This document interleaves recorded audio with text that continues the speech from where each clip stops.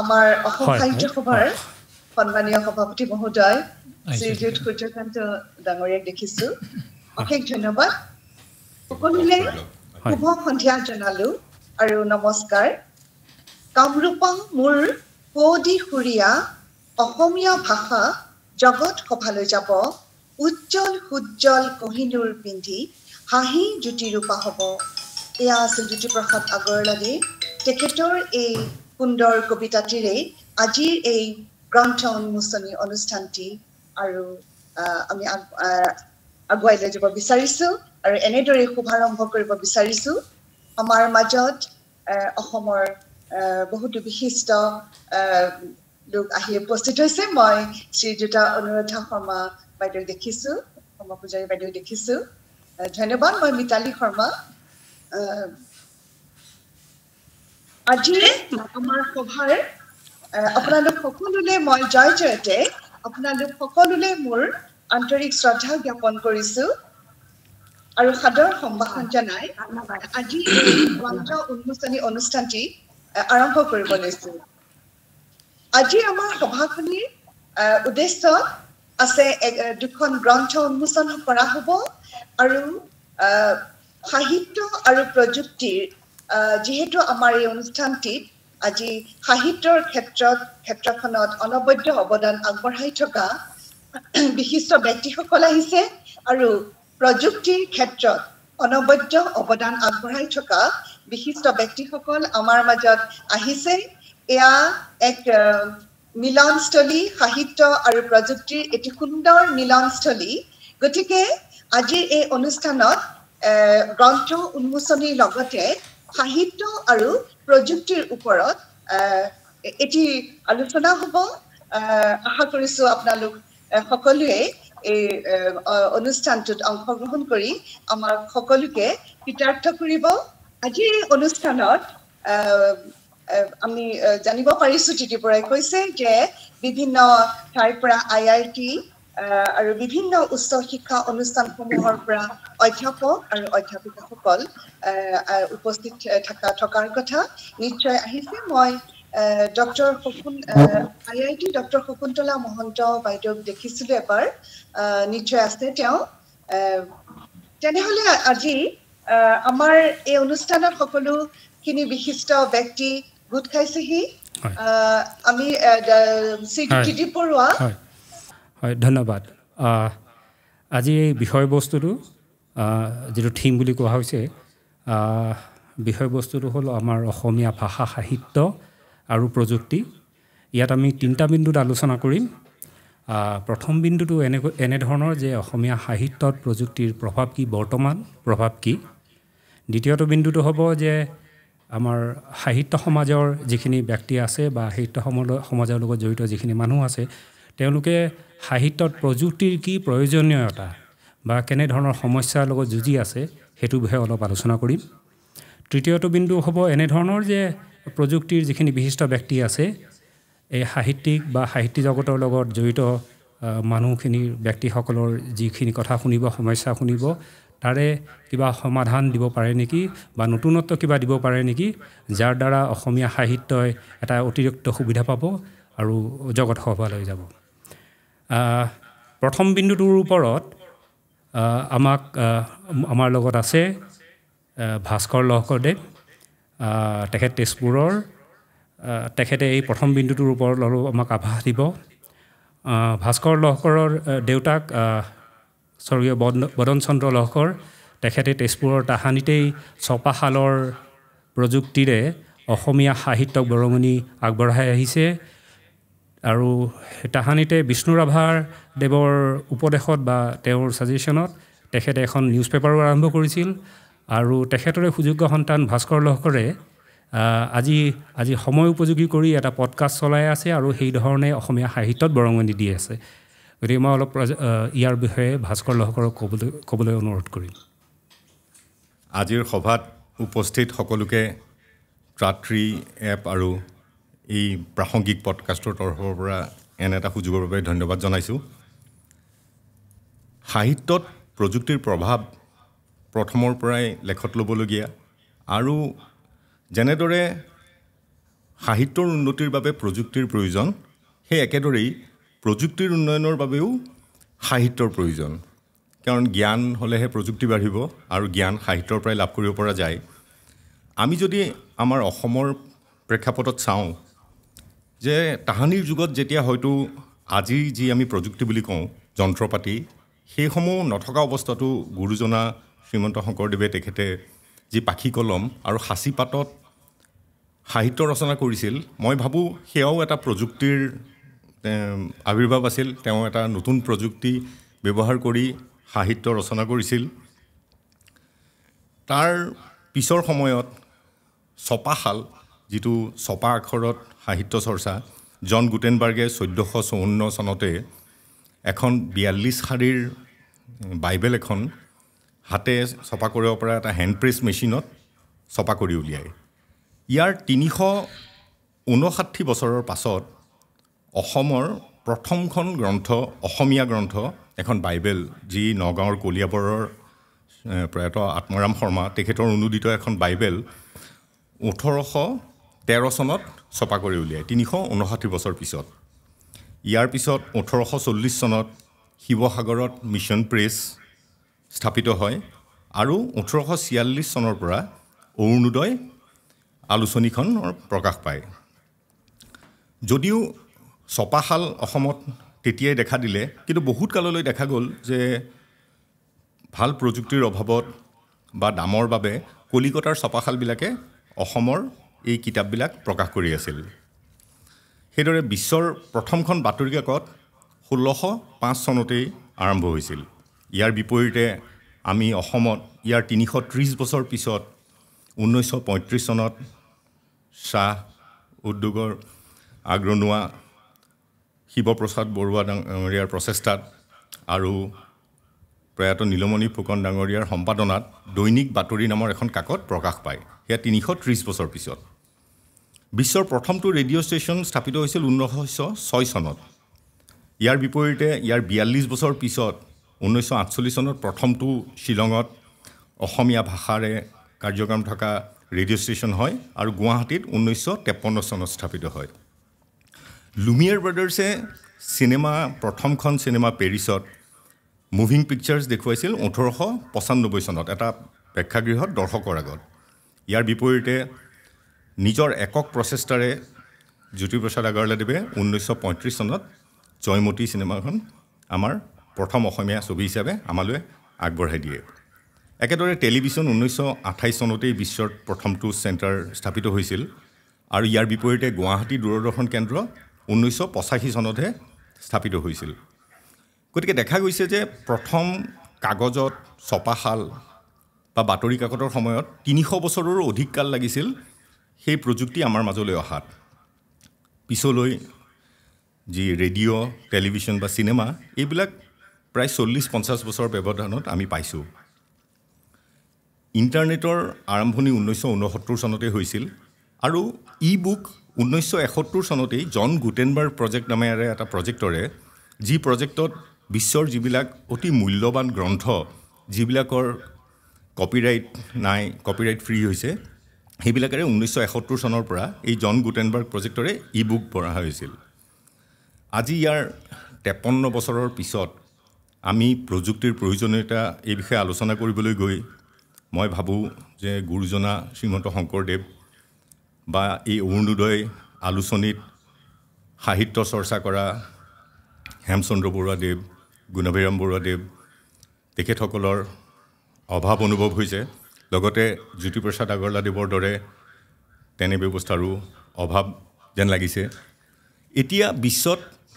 Artificial intelligence ব্যৱহাৰ কৰি দেখা গৈছে যে সাহিত্য ৰচনা হৈছে।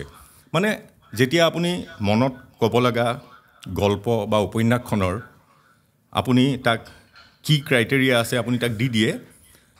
নেটত থকা ডেটা ব্যৱহাৰ কৰি আৰ্টিফিচিয়েল ইণ্টেলিজেঞ্চে এনেধৰণৰ গল্প লিখাত আপোনাক সহায় কৰে। হয়তো 50 বছৰ পিছত অসমত AIও আহিব। বৰ্তমান আমি ই বুকৰ বিষয়ে চেষ্টা কৰি থাকিব লগা হৈছে। গতিকে মই ভাবোঁ যে সময়ৰ প্ৰয়োজন হৈছে যে এই যিটো উন্নয়নৰ অগ্ৰগতিৰ যিটো সময় তাক আমি কেনেদৰে চমু কৰি আনিব পাৰোঁ আমি এই প্ৰযুক্তিগত দিশত উন্নয়নৰ যিটো স্পীড তাক আমি কেনেদৰে কম কৰি আনিব পাৰোঁ সেয়াহে আমাৰ এতিয়া মূল বিষয় হ'ব লাগে এজন অভিযান্ত্ৰিক স্নাতক হৈও কোনো ঠিকা ঠুকলি নকৰি বা ইঞ্জিনিয়াৰৰ চকীত বহি কমিশ্যনৰ ব্যৱস্থা নকৰি ট্ৰাট্ৰিৰ দৰে এটা এপ বনাই পেলাই সকলোকে স্বপ্ৰকাশ কৰিব পৰা ই-বুক প্ৰকাশ কৰিব পৰা সুবিধা দিয়াৰ বাবে ত্ৰিদীপ বৰুৱাৰ নিশ্চয় শলাগ ল'ব লাগিব তেখেতৰ এই প্ৰচেষ্টাক আশা কৰোঁ তেখেতৰ এই প্ৰচেষ্টাৰ দ্বাৰা বহুজন উপকৃত হ'ব আৰু বিশেষকৈ অসমীয়া ভাষাত কিতাপ প্ৰকাশৰ ক্ষেত্ৰখন আগবাঢ়ি যাব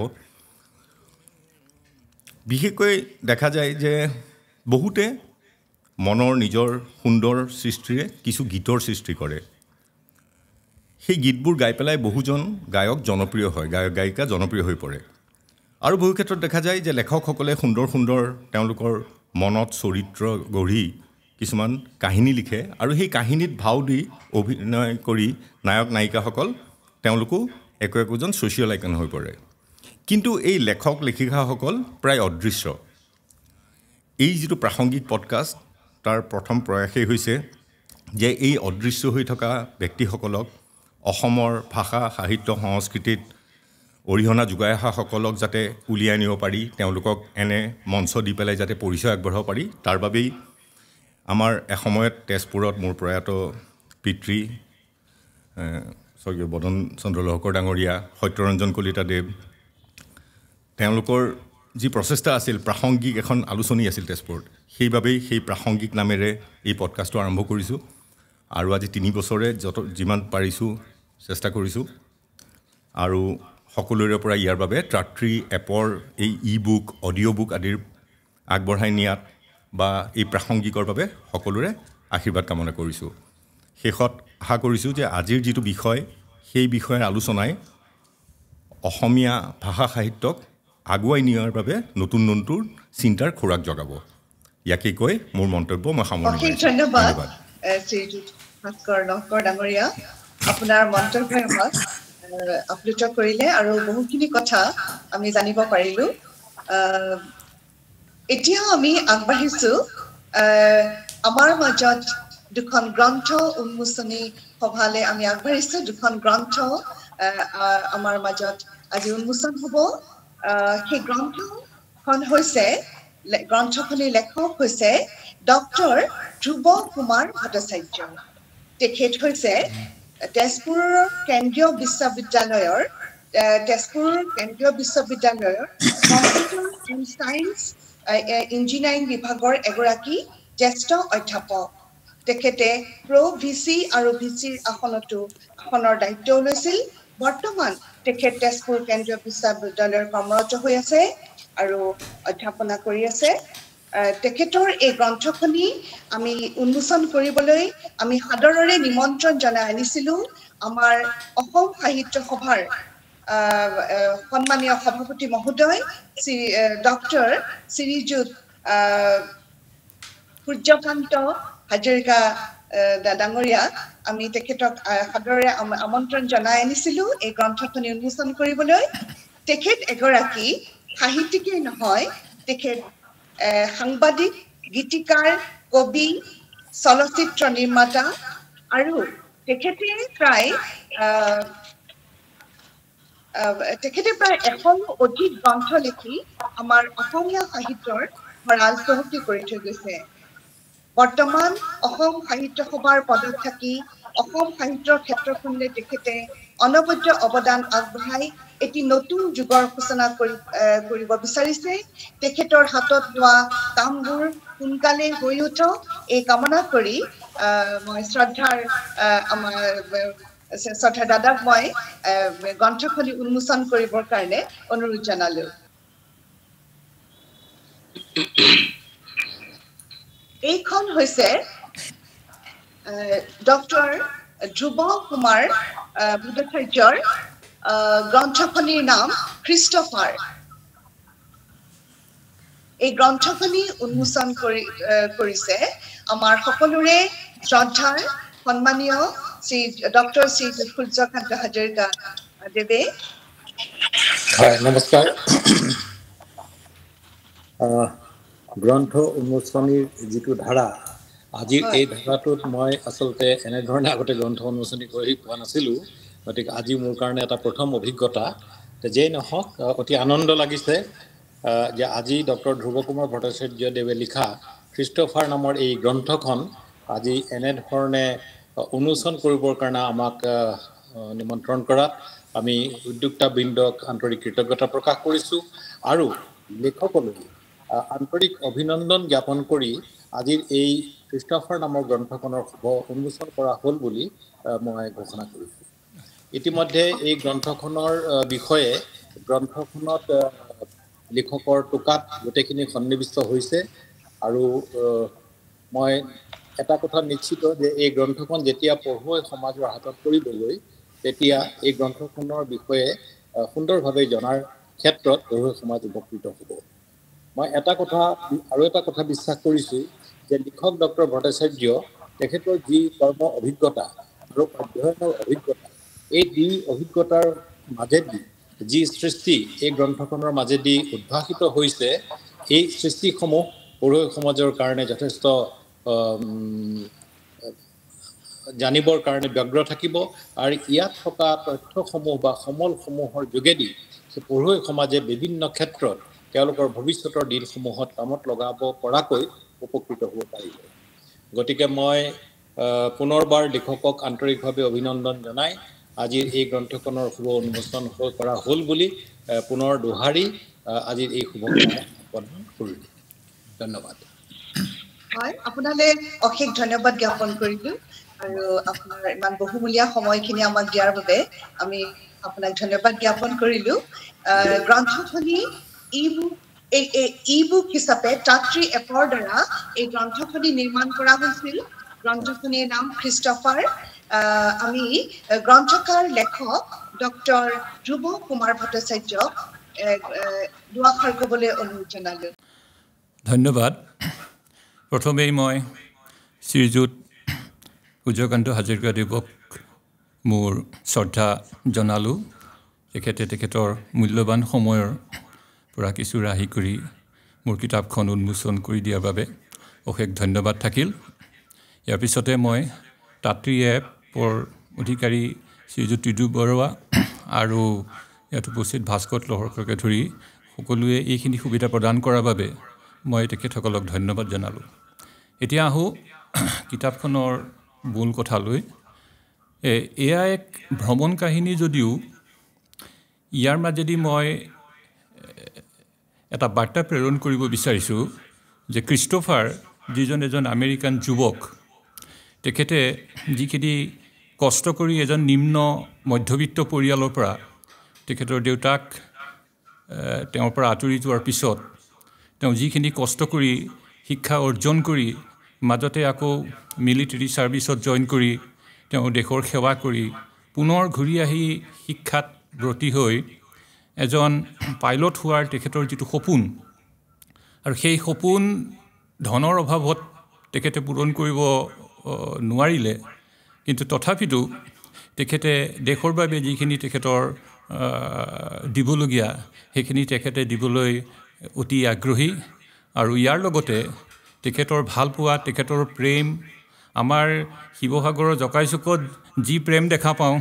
সেই একেই প্ৰেম মই সেই আমেৰিকাৰ যুৱকজনৰ আৰু তেখেতৰ যিগৰাকী প্ৰেয়সী তাৰ মাজত মই দেখিছিলোঁ। গতিকে মই ভ্ৰমণ কাহিনীৰ মাজে মাজে তেখেত মোৰ গাইড আছিলে কাৰণে সেই কথাখিনিও মই সন্নিৱিষ্ট কৰিছোঁ, যাতে পাঠক সমাজে যে মাথোন ভ্ৰমণৰ যোগেদি সেই ঠাইবোৰৰ বিষয়ে জনাৰ উপৰিও এজন যুৱকৰ যিখিনি সংঘৰ্ষ সেই সংঘৰ্ষখিনিৰ বিষয়েও জানিব পাৰে। এইটো এটা প্ৰধান দিশ আছিলে। আনটো দিশ হ'ল যে কলৰেডো বিশ্ববিদ্যালয়, যিখন 1965 চনতেই এষ্টাব্লিছ হোৱা, আৰু তেজপুৰ বিশ্ববিদ্যালয়, যিখন 1994 চনত এষ্টাব্লিছ হোৱা বা স্থাপন হোৱা, এই দুখন বিশ্ববিদ্যালয়ৰ মই কিছু কম্পেৰিজন আৰু কেনেকৈ আমি তেজপুৰ বিশ্ববিদ্যালয়ক কলৰেডো বিশ্ববিদ্যালয়ৰ দৰে এখন আগশাৰী বিশ্ববিদ্যালয়লৈ ৰূপান্তৰিত কৰিব পাৰোঁ। আমাৰ যিখিনি ষ্ট্ৰেংথ আছে বা উইকনেছ আছে ঠিক সেইদৰে কলৰিডু বিশ্ববিদ্যালয়ৰ যিখিনি ষ্ট্ৰেংথ এণ্ড উইকনেছ বা যিখিনি আমি তেওঁলোকৰ পৰা আহৰণ কৰিব পাৰোঁ মই এই পুথিখনৰ যোগেদি মই দিবলৈ চেষ্টা কৰিছোঁ আৰু মই ভাবোঁ যে পাঠক সমাজে এইখিনি পালে ভাল পাব তো ইয়াকে কৈ মই মোৰ বক্তব্য বৰ ভাল লাগিল গ্ৰন্থখনৰ বিষয়ে আমি চমুকে জানিব পাই আৰু নিশ্চয় এই গ্ৰন্থখন ছাত্ৰীৰ দ্বাৰা আমি পঢ়িবলৈ পাম পুনৰ আপোনালৈ আমি অভিনন্দন জ্ঞাপন কৰিলোঁ এতিয়া আমি আমাৰ দ্বিতীয়খন গ্ৰন্থ উন্মোচন কৰিবলৈ আগবাঢ়িছোঁ দ্বিতীয়খন গ্ৰন্থ তেজপুৰ বিশ্ববিদ্যালয়ৰ কম্পিউটাৰ সায়েন্স এণ্ড ইঞ্জিনিয়াৰিং বিভাগৰ অধ্যাপক ডক্টৰ সঞ্জীৱ কুমাৰ ডেকাই তেখেতৰ এখনি কাব্যপুথি আগবঢ়াইছে কাব্যপুথিখনৰ নাম হৈছে নিৰ্মুখী পক্ষী এই কাব্যপুথিখন ডক্টৰ সঞ্জীৱ কুমাৰ ডেকাৰ এই গ্ৰন্থখন উন্মোচন কৰিবলৈ আমি আমন্ত্ৰণ জনাই আনিছিলোঁ সদৌ অসম লেখিকা সমাৰোহ সমিতিৰ সন্মানীয় সভানেত্ৰী মহোদয়া শ্ৰীযুতা সুবৰ্ণ শইকীয়া বৰদলৈ বাইদেউ এগৰাকী সাহিত্যিক কবি প্ৰবন্ধকাৰ তেখেতে প্ৰায় 21খনৰো অধিক গ্ৰন্থ লিখি অসমীয়া সাহিত্য ভঁৰাল চহকী কৰিছে বাইদেউৰ নদী আৰু সংস্কৃতি গ্ৰন্থখন অসমৰ প্ৰায় 126খন নদীৰ ওপৰত লেখা এখনি সুন্দৰ গৱেষণামূলক গ্ৰন্থ তেখেতে ৰাজ্যিক কৃতি শিক্ষয়িত্ৰী সন্মানেৰে বিভূষিত ঘৰ সংসাৰ চাকৰি কৰিও সমাজৰ বিভিন্ন অনুষ্ঠান প্ৰতিষ্ঠানৰ লগত জড়িত হৈ আছে 150খনৰো অধিক গ্ৰন্থ তেখেতে সম্পাদনা কৰিছে অসমৰ 75 গৰাকী গাইডৰ ছাত্ৰীক তেখেতৰ তত্ত্বাৱধানত ৰাজ্যপালৰ দ্বাৰা পুৰস্কৃত কৰাই তেওঁলোকক সংস্থাপিত কৰিছে বাইদেউৰ গ্ৰন্থখনি উন্মোচন কৰিবলৈ আমি অনুৰোধ জনালো বাইদেউক শ্ৰদ্ধা জনালো শ্ৰীযুতা সুবৰ্ণ শইকীয়া বৰদলৈ বাইদেউ আপোনাৰ গ্ৰন্থখনি উন্মোচন কৰিবলৈ অনুৰোধ জনালো মই ধন্যবাদ জনাইছোঁ আৰু আজি শুভ সন্ধিয়া সমবেত হোৱা জৰিয়তে সমবেত হোৱা গ্ৰন্থ উন্মোচনী সভাখনত উপস্থিত থকা সকলো মান্যবৰ ব্যক্তিলৈ মই গভীৰ শ্ৰদ্ধা নিবেদন কৰিছোঁ বিশেষকৈ অসম সাহিত্য সভাৰ মাননীয় সভাপতি পদ্মশ্ৰী ডক্টৰ সূৰ্যকান্ত হাজৰিকাদেৱ তেখেতলৈ মই গভীৰ শ্ৰদ্ধা নিবেদন কৰিলোঁ আজি মই বহুত দিনৰ মূৰত মোৰ জ্যেষ্ঠ ভগ্নীসমূহ মোৰ অতি শ্ৰদ্ধাৰ অনুৰাধা শৰ্মা বাইদেউক আজি ইয়াত দেখিছোঁ তেখেতলৈ মই শ্ৰদ্ধা জনাইছোঁ ইতিমধ্যে ভাস্কৰ লহকৰদেৱে যথেষ্টখিনি তথ্য সমৃদ্ধ কথাৰে আমাক আপ্লুত কৰিছে তেখেতলৈ শ্ৰদ্ধা জনালোঁ আৰু এই যে খ্ৰীষ্টভাৰ নামৰ গ্ৰন্থখনি যিখন ডক্টৰ ধ্ৰুৱকুমাৰ ভট্টাচাৰ্য তেখেতৰ এই গ্ৰন্থখন উন্মোচন কৰি সূৰ্যকান্ত হাজৰিকাদেৱে যিখিনি বক্তব্য আগবঢ়ালে তাৰ বাবেও ধন্যবাদ জনালোঁ ছাত্ৰী এপৰ মাননীয় দিলীপ বৰুৱাদেৱ তেখেতে আজি এই এপৰ জৰিয়তে গ্ৰন্থ উন্মোচনী বিশেষকৈ সূৰ্য হাজৰিকাদেৱে কৈছে যে এনেধৰণে গ্ৰন্থ উন্মোচন কৰা নাই ঠিক আমিও ক্ষেত্ৰত কিছু ইলিটাৰেট বুলি অনুভৱ কৰোঁ তথাপি আজি এনে এটি অনুষ্ঠানত বিশিষ্ট ব্যক্তিসকলৰ উপস্থিতিত মোকো এখন গ্ৰন্থ উন্মোচন কৰিবলৈ দিয়াত মই আন্তৰিক ধন্যবাদ আৰু কৃতজ্ঞতা জ্ঞাপন কৰিছোঁ মই যেতিয়া গ্ৰন্থখন চকুত ফুৰাইছিলোঁ মোবাইলতে তেতিয়া দেখিছিলোঁ যে যিগৰাকী লেখক ডক্টৰ সঞ্জীৱ কুমাৰ ডেকা সৰু ল'ৰা বুলি অনুভৱ হৈছে মোৰ পুত্ৰসমূহ মই তেওঁলৈ আশীষ আৰু মৰম যাচিছোঁ তেওঁৰ যে এই কাব্য যাত্ৰা বৰ সুন্দৰকৈ 90 দশকৰ পৰাই আগবঢ়াই আহিছে সেয়া এটা সঁচাকৈ আমাৰ অসমীয়া সাহিত্যৰ বাবে এক সুন্দৰ বাৰ্তা বুলি অনুভৱ কৰিছোঁ ঋষিতুল্য কবিসকলে সমাজ একোখনৰ সূক্ষ্ম নিৰীক্ষক তেওঁলোকে একোটা সুন্দৰ শব্দৰে সমাজখনৰ বিভিন্ন দিশ উন্মোচন কৰি মানৱ সমাজৰ উৎকৃষ্ট চিত্ৰ অংকনেৰে কাব্যিক ৰূপ দিবলৈ যত্ন কৰে ঠিক সেইদৰে ডক্টৰ সঞ্জীৱ কুমাৰ ডেকা ডাঙৰীয়াই কাব্য সংকলন নীলমুখী পক্ষী নামৰ এই কাব্য সংকলনখনি আজি উন্মোচন কৰিবলৈ আমালৈ আগবঢ়াই দিছে। যেতিয়া মই পাইছিলো যে নীলমুখী পক্ষী, তেতিয়া মই ভাবুক হৈ পৰিছিলো আৰু চাহ পোহৰত দেখা দিয়া সন্ধ্যাৰ এক পৰিৱেশত ডাৱৰ ভৰা নীলা আকাশখনলৈ মনত পৰিছিল আৰু তাত যেন এইখিনি চৰাই এইখিনি পক্ষীয়ে তেওঁলোকৰ কলকলনিৰে তেওঁলোকে নিজৰ গৃহলৈ তেওঁলোকে নিজৰ গৃহ অভিমুখী হৈছে। কিন্তু পিছত গম পাইছে যে এই নীৰ সেই গৃহৰ নীৰ নহয়, এই নীৰ হৈছে পানীৰ নীৰ, য'ত পৃথিৱীলৈ তেওঁলোকে গতি কৰিছে ডাৱৰ ভৰা এখন নীলা আকাশৰ পৰা পৃথিৱীত থকা পানীৰ দিশে তেওঁলোকে গতি কৰিছে। গতিকে সুন্দৰ বেটুপাতেৰে বৰ সুন্দৰকৈ গ্ৰন্থখনিৰ যি বেটুপাত আমি দেখিছো, সেই বেটুপাতেৰেকৈ আমি অনুভৱ কৰিব পাৰিছো যে তেখেতৰ গ্ৰন্থখনৰ ভিতৰ ভাগত কিমান গভীৰতা সোমাই আছে। তেখেতে গ্ৰন্থখনি তেখেতৰ পিতৃ মাতৃৰ পবিত্ৰ স্মৃতিত উৎসৰ্গা কৰিছে। ইয়ে সঁচাকৈ আমাৰ যুৱ প্ৰজন্মৰ কাৰণে এক আদৰ্শ বুলি অনুভৱ কৰো। তেখেতৰ পিতৃৰ নাম হৈছে ৰজনীকান্ত ডেকা আৰু মাতৃ হৈছে পাৰ্বতী ডেকা। গতিকে আত্মাৰ সদ্গতি কামনা কৰিছো। আমি ঠিক একোখন ঘৰলৈ যদি সোমাই যাব বিচাৰো, তেতিয়া দেখিম যে ঘৰখনৰ নঙলা মুখৰ পৰা চোতালখন চালেই ঘৰখনৰ ভিতৰ ভাগত থকা চৰাঘৰ, মাৰল ঘৰ আৰু বৰঘৰৰ যি পৰিৱেশ, এই পৰিৱেশ আমি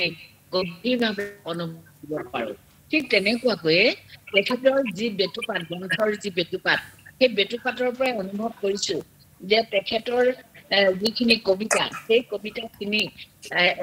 একোখন গ্ৰাম্য জীৱনৰ, সমাজ জীৱনৰ পৰা বৰ্তমান সময়ৰ বাস্তৱ জীৱনৰ একোখন চিত্ৰ তেখেতে কবিতাসমূহত যেন প্ৰতিফলিত কৰিব বিচাৰিছিল। তেখেতে আতুল শব্দৰে গভীৰ ভাৱ ব্যঞ্জনাৰে কবিতাসমূহ তেখেতে প্ৰকাশ কৰিছে বুলি অনুভৱ কৰিছো। যিহেতু সকলো কবিতাই মই পঢ়িবলৈ পোৱা নাই, এতিয়া গ্ৰন্থখন যেতিয়া পঢ়িবলৈ বা পাছত পঢ়িম, তেতিয়া নিশ্চয় তেখেতৰ এই যে গভীৰ চিন্তা, শব্দ চয়ন, শব্দ ব্ৰহ্ম, এনে শব্দ ব্ৰহ্মৰে তেখেতে একোখন জীৱন্ত চিত্ৰ পাঠকৰ মন মগজুত ক্ৰিয়া কৰিবৰ কাৰণে তেখেতে আগবঢ়াই দিছে কবিতাবিলাকৰ যোগেদি। গতিকে ভাবো যে সঞ্জীৱ কুমাৰ ডেকা ডাঙৰীয়াৰ কলমেৰে ন সৃষ্টি হওক আৰু অসমীয়া কাব্য জগতখন সমৃদ্ধিশালী কৰক, এই আশাৰে তেখেতৰ প্ৰতি আৰু বহু আশা কৰি মই তেখেতৰ গ্ৰন্থখনি উন্মোচন কৰিলো বুলি ঘোষণা কৰিছো। আৰু আজি যিটি আমাৰ যি বিষয়, সেই বিষয়ৰ ওপৰত ইতিমধ্যে ভাস্কৰ ডাঙৰীয়াই বৰ সুন্দৰকৈ সাঁচি পাতৰ পৰা ছপা মাধ্যম আৰু ছপা মাধ্যমৰ পিছত বৰ্তমান যুগত যি আমাৰ কৰোণা কাল হৈছিল, সেই কৰোণা কালত বিশেষকৈ ফেচবুকৰ জৰিয়তে আমাৰ যি ডিজিটেল মাধ্যম, এই মাধ্যমৰ যি প্ৰচাৰ আৰু মানুহৰ মাজত জনপ্ৰিয়তা দেখিবলৈ আমি পালো, ইয়ে আমাৰ জীৱনবিলাক, সমাজখনলৈ এক পৰিৱৰ্তন আনিলে। বৰ্তমান আমি ই বুক বিলাক আজি যেনেকে আমি ই বুক উন্মোচন কৰিছো, সেইটো এটা আমাৰ এই ডিজিটেল মাধ্যমৰ প্ৰযুক্তিৰ এক অৱদান বুলি আমি ক'ব পাৰো। যিয়ে নহওক, আমাৰ এই প্ৰযুক্তি বা আমাৰ ডিজিটেল মাধ্যমৰ যোগেদি আমাৰ এনে কিছু কাৰ্য কৰাৰ আঁৰত নিশ্চয় ইয়াৰ সুফল দুয়োটাই থাকিলেও কিন্তু আমি সুফলৰ ভিতৰত ক'ব পাৰো যে সময় খৰচ নকৰাকৈ আমি ঘৰতে থাকি, অৰ্থ কৰি খৰচ নকৰাকৈ আমি কিন্তু কিছু কাম কৰি আমাৰ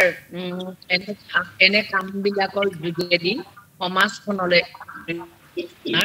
যি প্ৰচেষ্টা হাতত লোৱা হৈছে সেয়া হয়তো নিশ্চয় আমাৰ সমাজৰ কাৰণে শুভ দিশ বুলিও আমি ক'ব পাৰোঁ কিন্তু হ'লেও আমি বহু মানে আমাৰ মানসিক অৱস্থা আমি ইমান সোনকালে পৰিৱৰ্তন কৰিব নোৱাৰো কাৰণ আমি এখন গ্ৰন্থ পঢ়ি আমি ছপা মাধ্যমত গ্ৰন্থ এখন পঢ়ি আমাৰ এতিয়ালৈকে যিখিনি আমেজ আছে সেই আমেজখিনি ল'ব পৰাকৈ আমি ই বুকত চেষ্টা কৰিব লাগিব হয়তো আমি আমাৰ মানসিকতাৰ পৰিৱৰ্তন কৰিব লাগিব এইখিনি আশা কৰিয়ে মই আজি গ্ৰন্থখনি উন্মোচন কৰি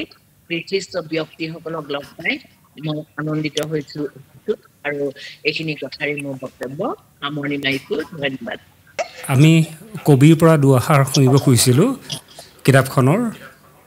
নিৰ্মুখী পক্ষীৰ কবিৰ পৰা আমি অলপ দুআষাৰ শুনিম তাৰপিছত আমি সেই আলোচনালৈ যাম হয় সকলোটিলৈ আজিৰ এই সভাত উপস্থিত সকলোটিলৈ মোৰ আন্তৰিক সেৱা আৰু শুভেচ্ছা জ্ঞাপন কৰিছোঁ আৰু আটাইৰে আশীৰ্বাদ কামনা কৰিছোঁ যাতে ধৰক মই কিবা লিখি গ'লে আপোনালোকৰ অশেষ আশীৰ্বাদ সদায় পাই থাকোঁ পোনপ্ৰথমে মই সুবৰ্ণ শইকীয়া বৰদলৈ বাইদেউলৈকে অশেষ ধন্যবাদ আৰু সেৱা আগবঢ়াইছোঁ মোৰ এমুঠি লিখা কিতাপখন মানে কবিতাৰ পুথিখন ইমান সুন্দৰকৈ বৰ্ণনা দি পেলাই মানে উন্মোচনী কৰাৰ বাবে খুব ভাল লাগিলে আৰু এই ক্ষণতে মই মোৰ ফালৰ পৰা অশেষ অভিনন্দন জ্ঞাপন কৰিব খুজিছোঁ ত্ৰিদীপ বৰুৱাৰ ডাঙৰীয়ালৈকে তেখেতে মোক এই যে সুযোগকণ দিছে তেখেতৰ ক্লাট্ৰি এপটোৰ জৰিয়তে ই বুক হিচাপে মানে প্ৰকাশ কৰিবৰ কাৰণে আৰু এইখনটি যে দিছে আৰু লগতে এই আটাইখিনি বিশিষ্ট ব্যক্তিৰ মাজত মোক দুআষাৰ ক'বলৈ আৰু এই মোৰ কিতাপখন মোৰ কবিতা পুথিখন উন্মোচন কৰিবলৈ দিয়াৰ বাবে মই ত্ৰিদীপ বৰুৱা ডাঙৰীয়া আৰু ক্লাট্ৰিলৈকে বহুত মোৰ ফালৰ পৰা সেৱা জনালোঁ তাৰ উপৰিও বিশিষ্ট ব্যক্তিসকল আজিৰ সন্ধিয়াৰ এই মিটিংখনৰ এই ইমানে মানে ভাল লাগিছে যে এই আটাইখিনি নক্ষত্ৰ সদৃশ ব্যক্তিসকলৰ মাজত মই নিজকে পাই মই আচলতে অকণমান হীনমন্যতাতে ভুগিছোঁ হ'লেও যিকণ মানে খন পাইছোঁ বৰ আমেজো পাইছোঁ এই কথা বতৰাখিনি শুনি বা সাহিত্যৰ লগত জড়িত হৈ থকা মানুহখিনিৰ কথা বতৰাৰ মাজেৰে এতিয়া আহোঁ মোৰ কবিতাৰ কিতাপখনৰ কথা ক'বলৈ কবিতা আচলতে মই সৰুকালৰ পৰাই মই কবিতাৰ প্ৰতি আকৃষ্ট আছিলোঁ অসমীয়া কবিতাৰ প্ৰতি যদিও মই বিজ্ঞান আৰু প্ৰযুক্তিবিদ্যাৰ ছাত্ৰ অংকৰ ছাত্ৰ কিন্তু মই সময়ে পালে কবিতা পুথিবিলাক মই পঢ়ি আছিলোঁ বিভিন্ন ধৰণৰ কবিতা অসমীয়া কবিতা কাকতে পত্ৰে বা আপোনাৰ এনেকুৱা ধৰণৰ কিছুমান আমাৰ হীৰেণ ভট্টাচাৰ্যদেৱৰ কবিতা দেৱকান্ত সন্দিকৈদেৱৰ কবিতা জ্যোতিপ্ৰসাদ আগৰৱালাদেৱৰ কবিতা পঢ়ি থাকোঁতে তাৰমানে মোৰ মানে কবিতাৰ প্ৰতি এটা সেই সৰু কালতে জন্ম হৈছিলে তো সেই ধৰণে মানে হয়তো মোৰ এটা সময়ত মোৰ নিজৰ মনত কিছুমান এনেকুৱা তাই মানে কবিতাৰ মাধ্যমেৰে মানে লিখিবলৈ চেষ্টা কৰিছিলোঁ অতি মানে আৰম্ভণিতে অতি উচ্চ স্তৰৰ কবিতা লিখিব পাৰিছোঁ বুলি মই ক'ব পৰা নাই কিন্তু নিজৰ মনৰ চিন্তাখিনি প্ৰকাশ কৰিবলৈ চেষ্টা কৰিছোঁ কবিতাৰ মোৰ এটা বস্তু খুব মানে আকৃষ্ট কৰে সেইটো হ'ল কবিতাৰ ছন্দ আৰু ছন্দৰ যিটো মাদকতা মোৰ বোধে যিখিনি মই বুজি পাওঁ ছন্দৰ মাদকতা আৰু প্ৰকাশভংগী এইখিনি সমল লৈ কবিতাক এক আহিলা হিচাপে ব্যৱহাৰ কৰিব পৰা যায় বিভিন্ন ধৰণৰ চিন্তাক এক মানে লিখিতভাৱে প্ৰকাশ কৰিব পৰা আৰু এটা সময়ত মই কবিতাৰ বিষয়ে যেতিয়া অলপ নিজে অধ্যয়ন কৰিছিলোঁ কবিতাৰ বেকগ্ৰাউণ্ডত একচুৱেলি মই যিটো অধ্যয়ন কৰি পাইছোঁ সেইখিনি মানে দেখিছোঁ যে অংকশাস্ত্ৰই একচুৱেলি বা অংকই একচুৱেলি কবিতাৰ ছন্দ বা এইবিলাকক প্ৰকাশ কৰিব পাৰে তো ইয়াতে মই এটা সাদৃশ্য দেখিছিলোঁ এটা মিলন দেখিছিলোঁ অংক গণিত অংক আৰু কবিতা তো এইটো মোক মানে খুব বেছিকৈ মোক আপ্লুত কৰিছিল সেই সূত্ৰে তাৰমানে মোৰ যিখিনি অভিজ্ঞতা বা জীৱনৰ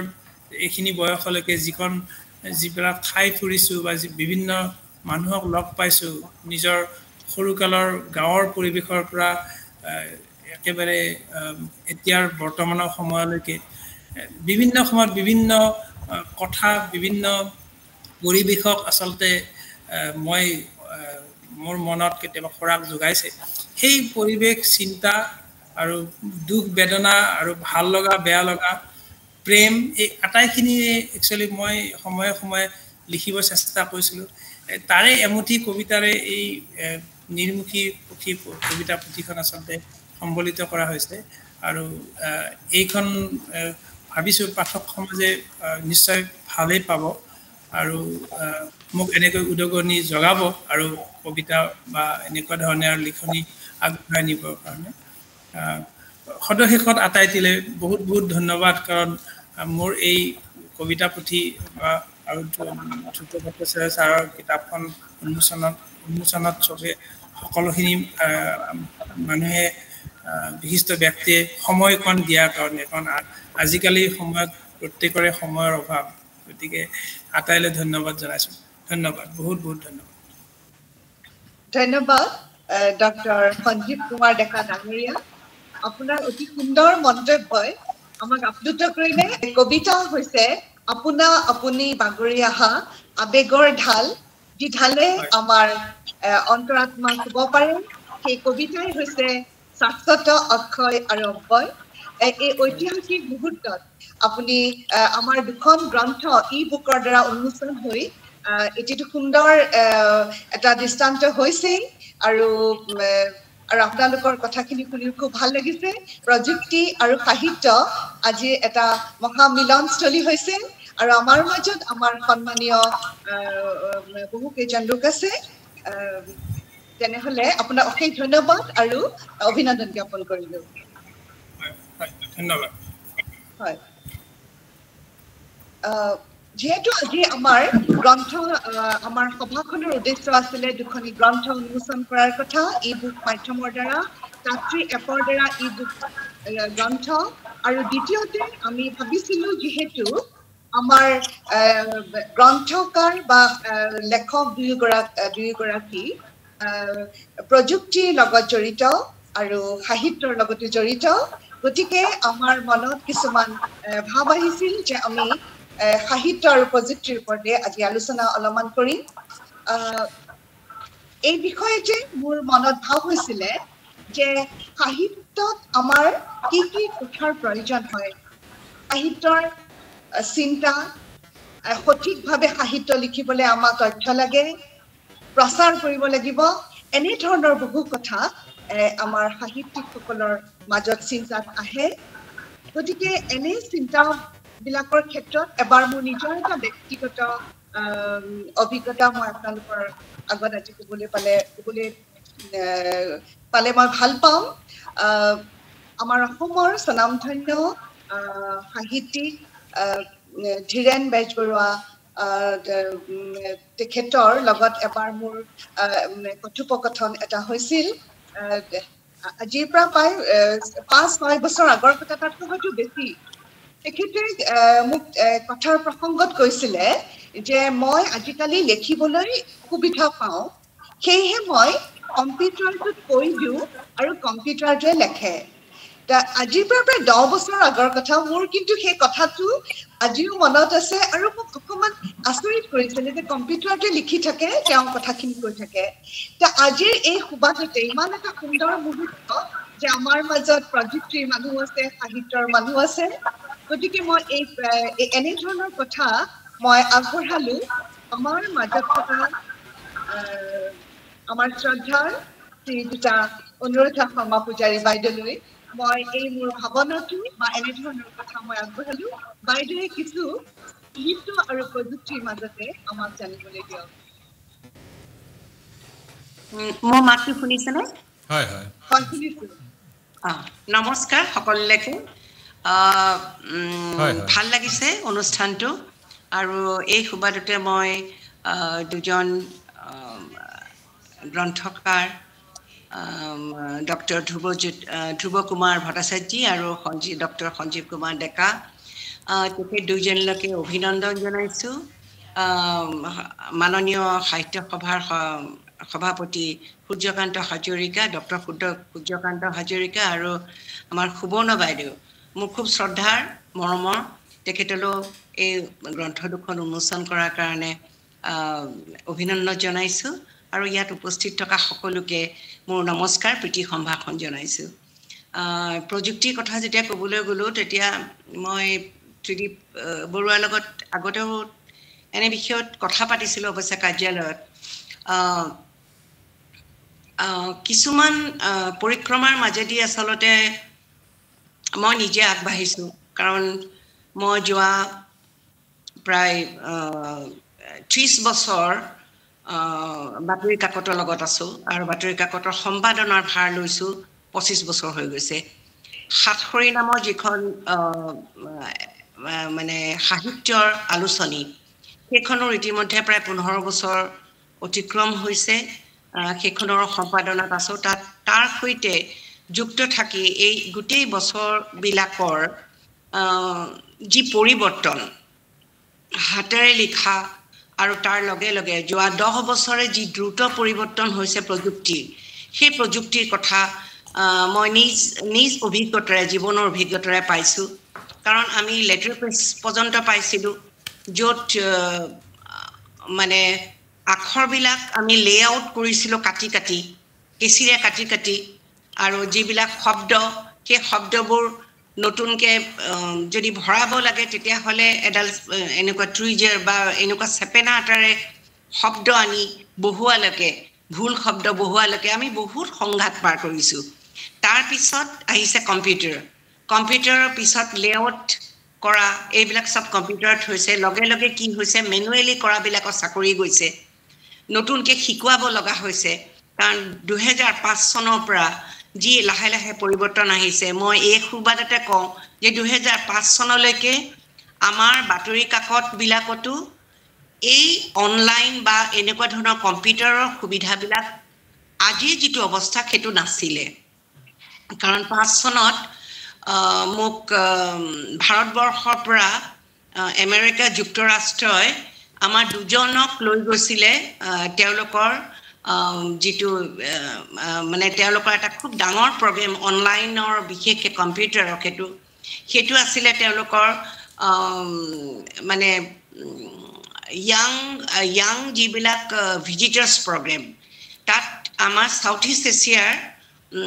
পাকিস্তানৰ এজন গৈছিলে নেপালৰ এজন আৰু ভাৰতবৰ্ষৰ পৰা টাইমছ অফ ইণ্ডিয়া আৰু মোক নিৰ্বাচন কৰি তেওঁলোকে লৈ গৈছিলে প্ৰায় দুমাহ পুৰা নহয় 1.5 মাহলৈকে তেওঁলোকে আমেৰিকা যুক্তৰাষ্ট্ৰৰ নানা ধৰণৰ তেওঁলোকৰ ব্লগ কোনে কৰিছে সেই সময়ত ব্লগৰ কনচেপ্টে নাই য'ত মানে আমি শুনাই নাছিলোঁ এইবিলাক কথা তেতিয়া 2005 চনত তেতিয়া সেই ভাল আটাইতকৈ ডাঙৰ ব্লগাৰবিলাকৰ ওচৰলৈ ৱাশ্বিংটন পোষ্ট নিউয়ৰ্ক টাইমছ এইবিলাকত কেনেকৈ কামবিলাক হৈছে কেনেকৈ তেওঁলোকে অনলাইনলৈ শিফ্ট কৰিছে এই কথাবিলাক আমাক বুজাইছিলে আৰু তেতিয়া মানে আচৰিত হৈ গৈছিলোঁ তেওঁলোকেও কৈছে যে আমি নতুনকৈ শিকিব লগা হৈছে কাৰণ আমাৰ নাতিবিলাকে আমাক শিকাইছে কিন্তু এটা কথা ঠিক অহা 5 বছৰৰ ভিতৰত ভাৰতবৰ্ষৰ চিনেৰিও একেবাৰে সলনি হৈ যাব মই বিশ্বাসেই কৰা নাছিলোঁ মই তেতিয়া প্ৰতিবাদো কৰিছিলোঁ যে নহয় আপোনালোকৰ ইয়াত আহি গৈছে এইটো বেলেগ কথা ভাৰতবৰ্ষত ইমান সোনকালে নাহে কিন্তু তেওঁলোকে তেতিয়া ফ'কাছ কৰিছিলে আৰু মোৰ এখন কিতাপ আছে আমেৰিকান চৰাইখানাত সংবাদ বসন্ত বুলি এখন সাংবাদিক সংবাদ বসন্ত বুলি এখন কিতাপ সেই কিতাপত এই গোটেই প্ৰযুক্তিৰ পৰিৱৰ্তনৰ কথা আহিছে আৰু নিউজ কি ভিউজ কি আৰু নিউজৰ মাজত থকা সত্য অৰ্ধসত্য আৰু প্ৰযুক্তিয়ে কি কৰিব পাৰে সেই কথাবিলাক কিন্তু সেই কিতাপখনত আছে সেই কিতাপখন এখন ভ্ৰমণ কাহিনী যদিও তাত গোটেই মই বিভিন্ন ঠাইত নিউয়ৰ্কৰ পৰা আৰম্ভ কৰি ৱাশ্বিংটন নিউয়ৰ্ক ফ্লৰিডা তাৰপিছতে তাৰ কিছুমান এনেকুৱা ধৰণৰ হেৰি আৰু খুব ভাল লাগিছিলে এটা কথা দ্য ৱৰ্ল্ড ইজ ফ্লেট বুলি এখন মানে কিতাপ উন্মোচন হেৰিয়াত হৈছিলে কেলিফৰ্ণিয়াত সেইখনৰ অনুষ্ঠানটো মই চাবলৈ পাইছিলোঁ য'ত সেই সময়ত তেওঁলোকে কথোপকথন কৰিছে আৰু কিন্তু মুকলি কৰা হৈছে কিতাপখন আগতে অনলাইনত সেইটোৱে প্ৰথম মানে অভিজ্ঞতা 2005 চনত আৰু আমি সেইটো কল্পনাও কৰিব নোৱাৰোঁ তাৰপিছত মই অৱশ্যে নিজে যোৱা বছৰ মুম্বাইৰ এজন লেখকৰ অসমীয়া লেখক তেখেতৰ মই কিতাপ উন্মোচন কৰিছোঁ এনেকৈ তেওঁৰ একমাত্ৰ উপন্যাসখন মই উন্মোচন কৰিছোঁ অনলাইনত এইদে গতিকে মোৰ তেনেকুৱা এটা ভাৱ সেই সময়তে হৈছিলে যে কেনেকৈ সম্ভৱ হ'ব পাৰে আহি পেলাই যেতিয়া মই আমাৰ পাব্লিশ্বিং হাউচক যেতিয়া মই ক'লোঁ প্ৰকাশকসকলক যে আমাৰ খুব সোনকালে দ্ৰুত পৰিৱৰ্তন হ'ব আৰু আমি গোটেই ইয়াৰ চিন্তা ভাৱনাবিলাক সলনি হ'ব তেতিয়া তাতো আমাক আনকি প্ৰপাইটাৰ পৰ্যন্ত কৈছে আমাৰ ইয়াত ইমান সোনকালে নহয় কিন্তু দেখিলোঁ সঁচাকৈ 5 বছৰৰ ভিতৰত অভূতপূৰ্ব এক প্ৰক্ৰিয়াৰে আমি সলনি হৈছোঁ আৰু এই সলনিৰ লগে লগে নতুন নতুন চিন্তা আহিছে আজি সেইখিনি বাদ দিও মই এতিয়া কওঁ যে সাহিত্য আৰু সুকুমাৰ কলা যিটো সুকুমাৰ কলা ই এক কল্পনাৰ কথা যাৰ কাৰণে এলবাৰ্ট আইনষ্টাইনে কিয় ইমান মেনিহুনৰ লগত মেনিহুনৰ লগত সম্পৰ্ক হৈছিলে ভায়লিনখনৰ কাৰণে তেওঁ মিউজিক ভাল পাইছিলে সংগীত ভাল পাইছিলে প্ৰত্যেকজন সায়েন্টিষ্টক সংগীত সাহিত্যই এক বেলেগ ধৰণৰ অনুপ্ৰেৰণা যোগায় আমাৰ নিজে আমি দেখিছোঁ যেতিয়া ছবিৰ জগতলৈ যাওঁ বা ভাস্কৰ্য চাওঁ লিওনাৰ্ডো ডা ভিঞ্চি তেওঁ দেখাৰ লগে লগে তেওঁ নিজে এটা কবিতা আৰু এক বিস্ময়কৰ প্ৰতিভা এজন সায়েন্টিষ্ট তেওঁ অথচ তেওঁ ভাস্কৰ্যত তেওঁৰ ওপৰত নাই ছবি তেওঁ সাংঘাতিক আঁকে তেওঁ সংগীত শুনি খুব ভাল পায় গতিকে এই গোটেইবিলাক ওতঃপ্ৰোতভাৱে জড়িত গোটেইখিনি চিন্তা খোৰাক ৰাইট ব্ৰাদাৰ্ছেতো ইয়াৰ মূলতে হৈছে গোটেইখিনি প্ৰকৃতি নেচাৰে আমাক অনুপ্ৰেৰণা কৰে প্ৰকৃতিয়ে আমাক কেনেকৈ কৰে ৰাইট ব্ৰাদাৰ্ছে চৰাইকেইটো অনুকৰণ কৰিছিলে নিউটন আপেলেইটো মানে সেই গছৰ পৰা আপেলেইটো এটা বেলেগ চিন্তা দিছিলে গতিকে এই গোটেই কথাখিনি বিলাক আচলতে চায়েন্স বিজ্ঞান আজি অলপ দিনৰ আগতে সাহিত্য একাডেমীৰ মোৰ এটা বক্তৃতা আছিলে সাহিত্য একাডেমীত সেই বক্তৃতাটো আছিলে ফিউচাৰ অফ নভেল উপন্যাসৰ কি হ'ব উপন্যাস থাকিব নে নাথাকে আমাৰ ধৰণ কেনেকুৱা হ'ব সাহিত্যৰ ধৰণ কেনেকৈ সলনি হ'ব তাত তেতিয়া আমি আলোচনা মই কৰিছিলোঁ তেতিয়া কিণ্ডেলৰ কথা কৈছিলোঁ অডিঅ' বুকৰ কথা কৈছিলোঁ আৰু তাৰ লগে লগে এই যে অলপ আগতে আপুনি ক'লে নিকালি কৈ থৈ গ'ল ধীৰেণ বেজবৰুৱাৰ কথাটো সেইটো মোকো কৈছিলে তুমি অসমীয়াত মই বোলো মই অসমীয়াতহে লিখোঁ কিন্তু মোৰ এতিয়া ইমান প্ৰয়োজন হৈছে মই কথা কৈ গ'লে অসমীয়াত যাতে কোনোবাই মানে কম্পিউটাৰে যাতে লিখি যায় কিয় তাৰ কাৰণে এই ডিভাইচটোৰ কাৰণে উচ্চাৰণটো খুব দৰকাৰ ধীৰেন্দ্ৰনাথ বেজবৰুৱাদেৱৰ উচ্চাৰণ ইংৰাজী ইমান ভাল যে কম্পিউটাৰে খুব ভুল নকৰে লগে লগে লিখি যায় আৰু আমিও তেনেকৈ হয়তো গুগলৰ এবাৰ আমেৰিকাৰ পৰা কথা পাতিছিলে গুগলৰ কিছু সংখ্যক অফিচাৰ তেওঁলোকে কথা পাতি মোক জনাইছিলে যে আপুনিও যদি সহায় কৰে আমি এনেকুৱা ধৰণৰ কিছুমান অসমীয়া ডিভাইচ কৰিব খুজিছোঁ তেতিয়া মোক খুব ভাল লাগিছিলে প্ৰথমতে কৈছিলোঁ যে মই লাহে লাহে মই দেখিছোঁ যে মোৰ শ্ল' ডাউন হৈছে মোৰ লাহে লাহে মোৰ আগৰ দৰে ক্ষিপ্ৰতাৰে মই লিখিব নোৱাৰা হৈছোঁ আপোনালোকে যে এনেকুৱা এটা ডিভাইচ দিয়ে যে অসমীয়াত মই কৈ যাম আৰু লিখি যাব সেইটোলৈ মই অপেক্ষা কৰি আছোঁ তেতিয়া মই বয়সলৈকে লিখিব পাৰিম আৰু গতিকে এই প্ৰযুক্তি আৰু সাহিত্য আচলতে হাতে হাত ধৰি যাব লাগিব এতিয়া আৰু এতিয়া যেতিয়া আমি সুবিধাখিনি পাইছোঁৱে সেই সুবিধাখিনি আমি ল'ব লাগে বা লোৱাটো দৰকাৰ মই নিজে প্ৰযুক্তিত অতি পিছপৰা কিন্তু মই তথাপিতো যত্ন কৰোঁ যে কেনেকৈ মই প্ৰযুক্তি মাধ্যমেৰে কিছুমান কাম কৰিব পাৰোঁ মই পেইনটো নহ'লে হাতত কলমটো নহ'লে মই মোৰ চিন্তাৰ ক'ৰবাত ধাৰাটো হেৰাই যায় তাৰ বদলি কিন্তু যদি মই কৈ যাওঁ কৈ গ'লে হয়তো মোৰ থাকিব সেইটো কিন্তু লিখাটো যদি মই টাইপিং কৰোঁ মোৰ ক'ৰবাত যোগসূত্ৰ হেৰাই এইটো সাইকোলজিকেলো হ'ব পাৰে মোৰ মনস্তাত্ত্বিক কথাও হ'ব পাৰে মই নাজানো এইটো কথা কিন্তু মই যত্ন কৰি আছোঁ এতিয়াও কিন্তু মই পৰা নাই কিন্তু যত্ন কৰি আছোঁ গতিকে মই এই এপবিলাকৰ জৰিয়তে ত্ৰিদীপ বৰুৱাই যি কৰিবলৈ আগবাঢ়ি আহিছে মই ভাবোঁ আমাৰ বয়সৰ লগে লগে বা মোৰ দৰে আৰু বহুতৰ এক উপায় ওলাব সৃষ্টিশীলতা প্ৰকাশ কৰিবৰ কাৰণে কিছুমান উপায় ওলাব আৰু সেই উপায়বিলাক আমাক দিয়াটো আমি ভাবোঁ এক নতুন দিগন্তৰ উন্মোচন হৈছে আৰু নতুন দিগন্তৰ উন্মোচনটো মানে প্ৰযুক্তিৰ সহায়ত আমি আগবাঢ়ি যোৱা কিন্তু এটা কথা মই এতিয়াও বিশ্বাস কৰিবলৈ টান হয় যিটো আৰ্টিফিচিয়েল ইণ্টেলিজেন্সৰ কথা কয় মৌলিক কথাটোত সদায় মই ভাবোঁ যে মানুহ সদায় আগবাঢ়ি থাকিব আজি যিমানেই গানৰ সৃষ্টি নহওক ভূপেন হাজৰিকা গীত বম দিলানী হওক পিট চিগাৰৰ গীতবিলাক যি মৌলিকত্বৰে সৈতে তেওঁলোকে লিখিছিলে কৈ দিলেই আৰ্টিফিচিয়েল ইণ্টেলিজেন্সৰ পৰা কাৰণ জীৱনৰ অভিজ্ঞতা লাগিব তাৰ কাৰণে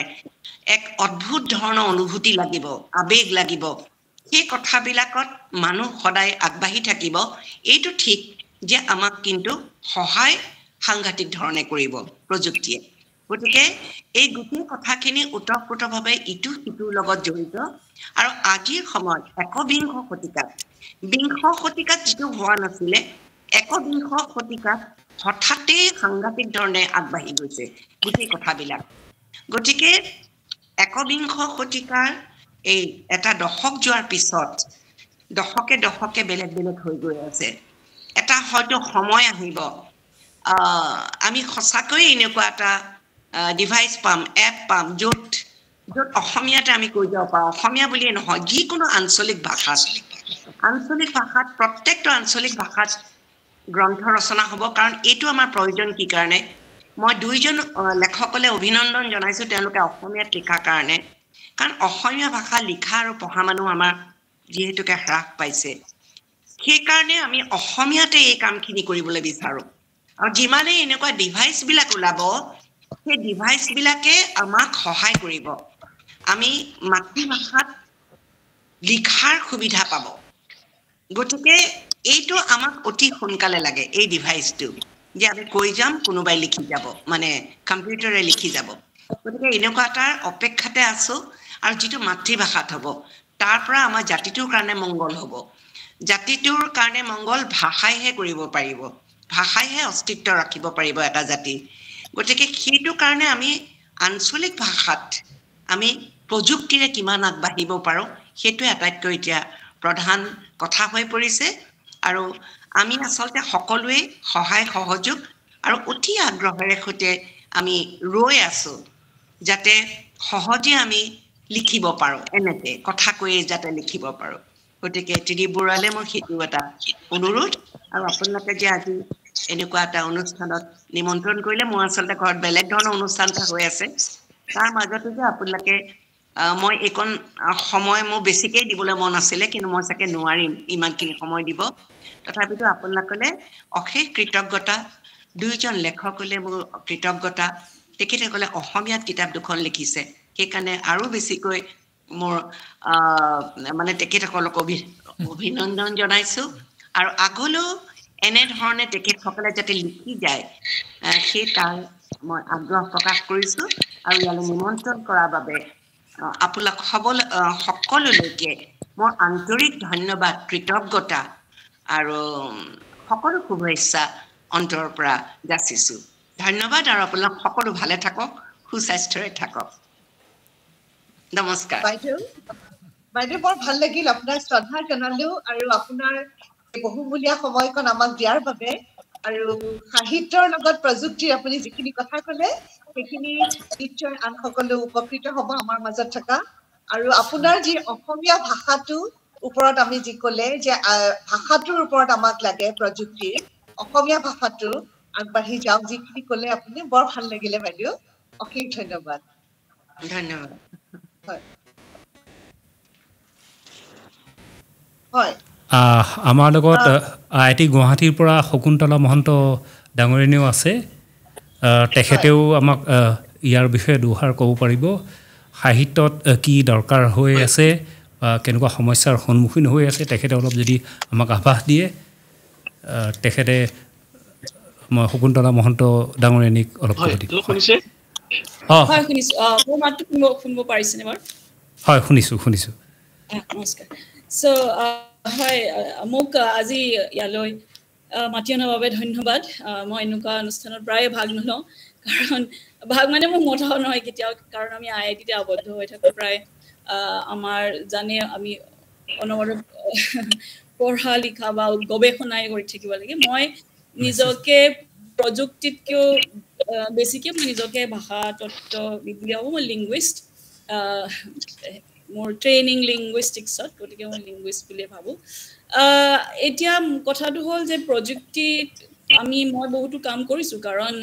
IIT গুৱাহাটীতে আছোঁ যেতিয়া আমাৰ বহুত সুবিধাও আছে গতিকে সেইখিনি আমি কৰিছোঁ সেইখিনি কথা কোৱাৰ আগতে মই সকলোকে মই ধন্যবাদ জ্ঞাপন কৰিছোঁ মোতকৈ বহুত জ্যেষ্ঠ ব্যক্তি আছে ইয়াতে আপোনালোকে বহুত ভাল কথা কৈছে এতিয়ালৈকে আৰু সেইখিনিৰ লগত সান্নিধ্য ৰাখি মই কি ক'ব পাৰোঁ মই আপোনাৰ আগত কম এতিয়া তাৰ লগত লিংক বহুত আছে কিন্তু মই এনেকুৱা এখন মঞ্চৰ মাজলৈ কেতিয়াও আজিলৈকে এনেকৈ যোৱা নাই কথাখিনি ক'বলৈ গতিকে কিবা ভুল হ'লে মোক কৈ দিব বা মই মোৰ পাৰ্চপেক্টিভৰ পৰা যিখিনি মই আজিলৈকে দেখি আছোঁ সেইখিনি ক'বলৈ চেষ্টা কৰিম মানে প্ৰথমতে মই ক'বলৈ বিচাৰিছোঁ যে বহুত অনুৰাধা পূজাৰী বাইদেৱে যিখিনি কথা ক'লে একদম সত্য কথা 2008 চনত যিটো অৱস্থা আছিলে অসমীয়া ভাষাৰ ইউনিকোডলৈ সকলোবোৰ নিউজ পেপাৰ ইমেজত আছিলে এতিয়া কিন্তু নহয় বহুত আগবাঢ়িছে বহুত কাম কৰিছে উইকিপিডিয়াত বহুত অসমীয়া ল'ৰা ছোৱালী বহুতে কাম কৰিছে অসমীয়া উইকিপিডিয়া ভাল হৈ আহিছে অসমীয়া ৰিচোৰ্চবিলাক বহুতে চেষ্টা কৰিছে ডেভেলপ কৰিবলৈ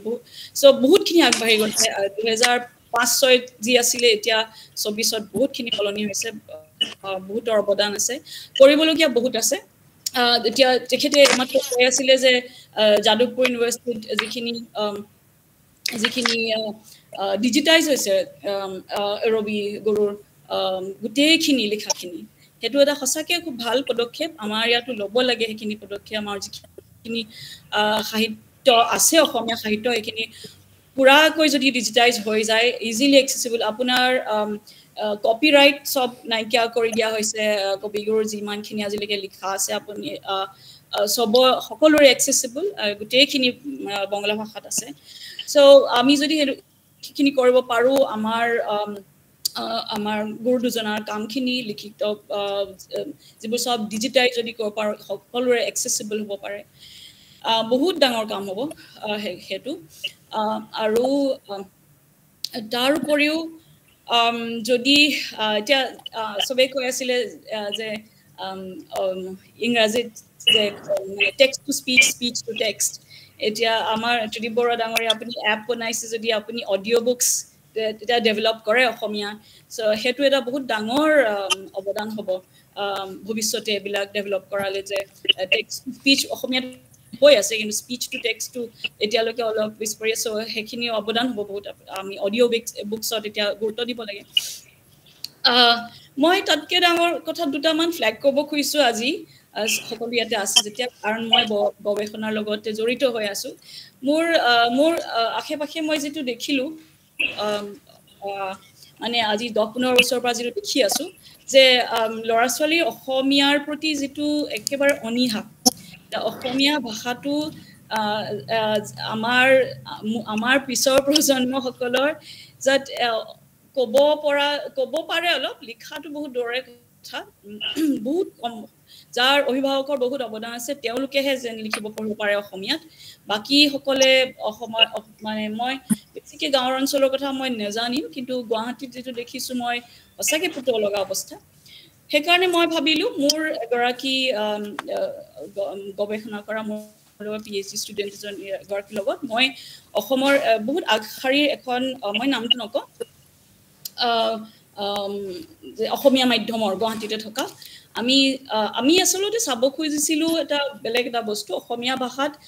ৰিডিং ডিজেবিলিটিটো কেনেকুৱা মানে অসমীয়া ভাষাত যিবিলাক পঢ়াত দিগদাৰি পায় ভাষাটো তেওঁলোকৰ প্ৰব্লেমখিনি কি কি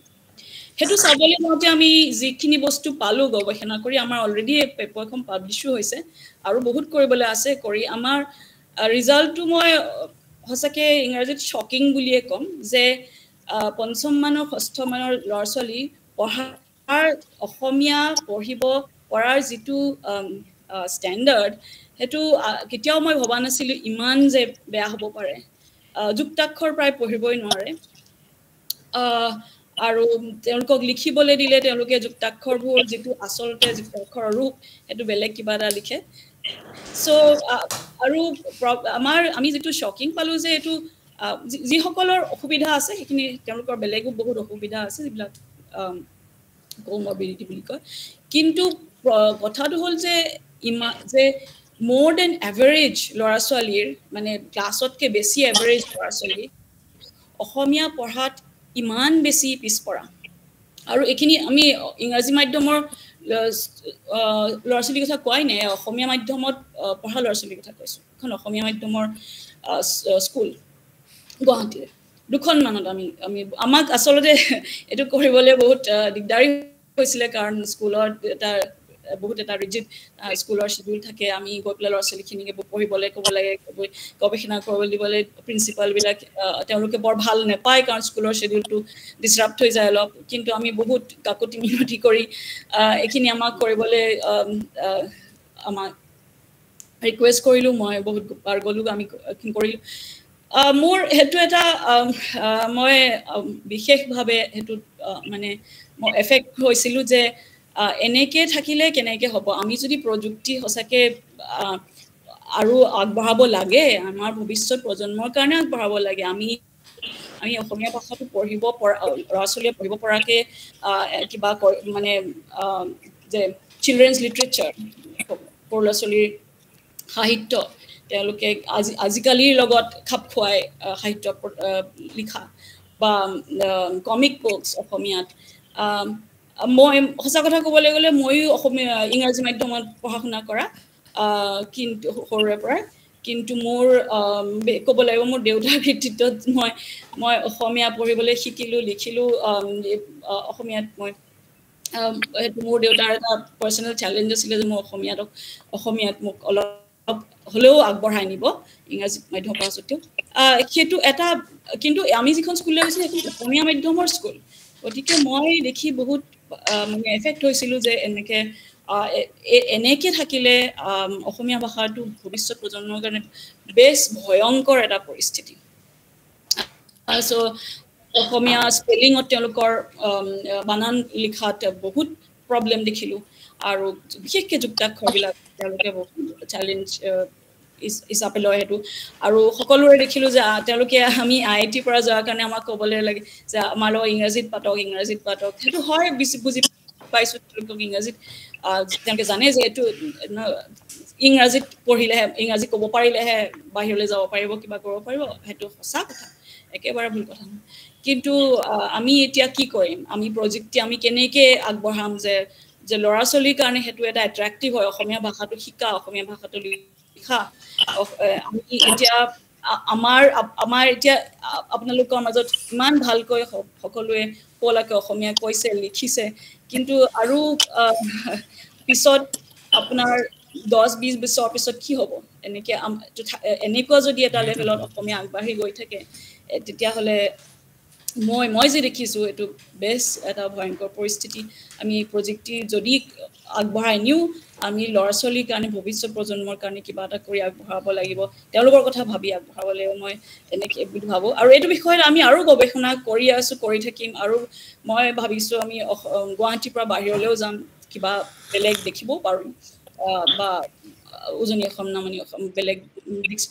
এইখন বেলেগ জিলাত গ'লে হয়তো আমি এটা বেলেগ এটা লেভেল দেখিবলৈ পাম অসমীয়াত মই আশা কৰিছোঁ আচলতে মই কাৰণ আমাৰ ৰিজাল্ট যিটো দেখিলোঁ সেইটো বেছ একো উৎসাহজনক নহয় সেইটো প্ৰথম কথা মই এইটো এতিয়াই এই মুহূৰ্ততে আমি কি কৰিব লাগে মই সেইটো নাজানো কিন্তু আমি বানানৰ কথা ভাবিব লাগে অসমীয়া বানান বেছ ইডিঅ'চিনক্ৰেটিক বুলি যিটো কয় ৰচয়িকাৰ দীঘৰিকাৰ সেইবিলাকৰ কোৱাৰ লগত কোনো সামঞ্জস্য নাই দীঘৰিকাৰ মানে লং বাৱল নহয়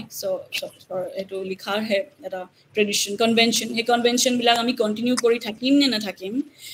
যদি ল'ৰা ছোৱালীবিলাকৰ কাৰণে সেইটো বিশেষকৈ চেলেঞ্জিং হৈছে আমি কি কৰিব লাগে এইটো বিষয়ে অসমীয়াত ত খ লিখাত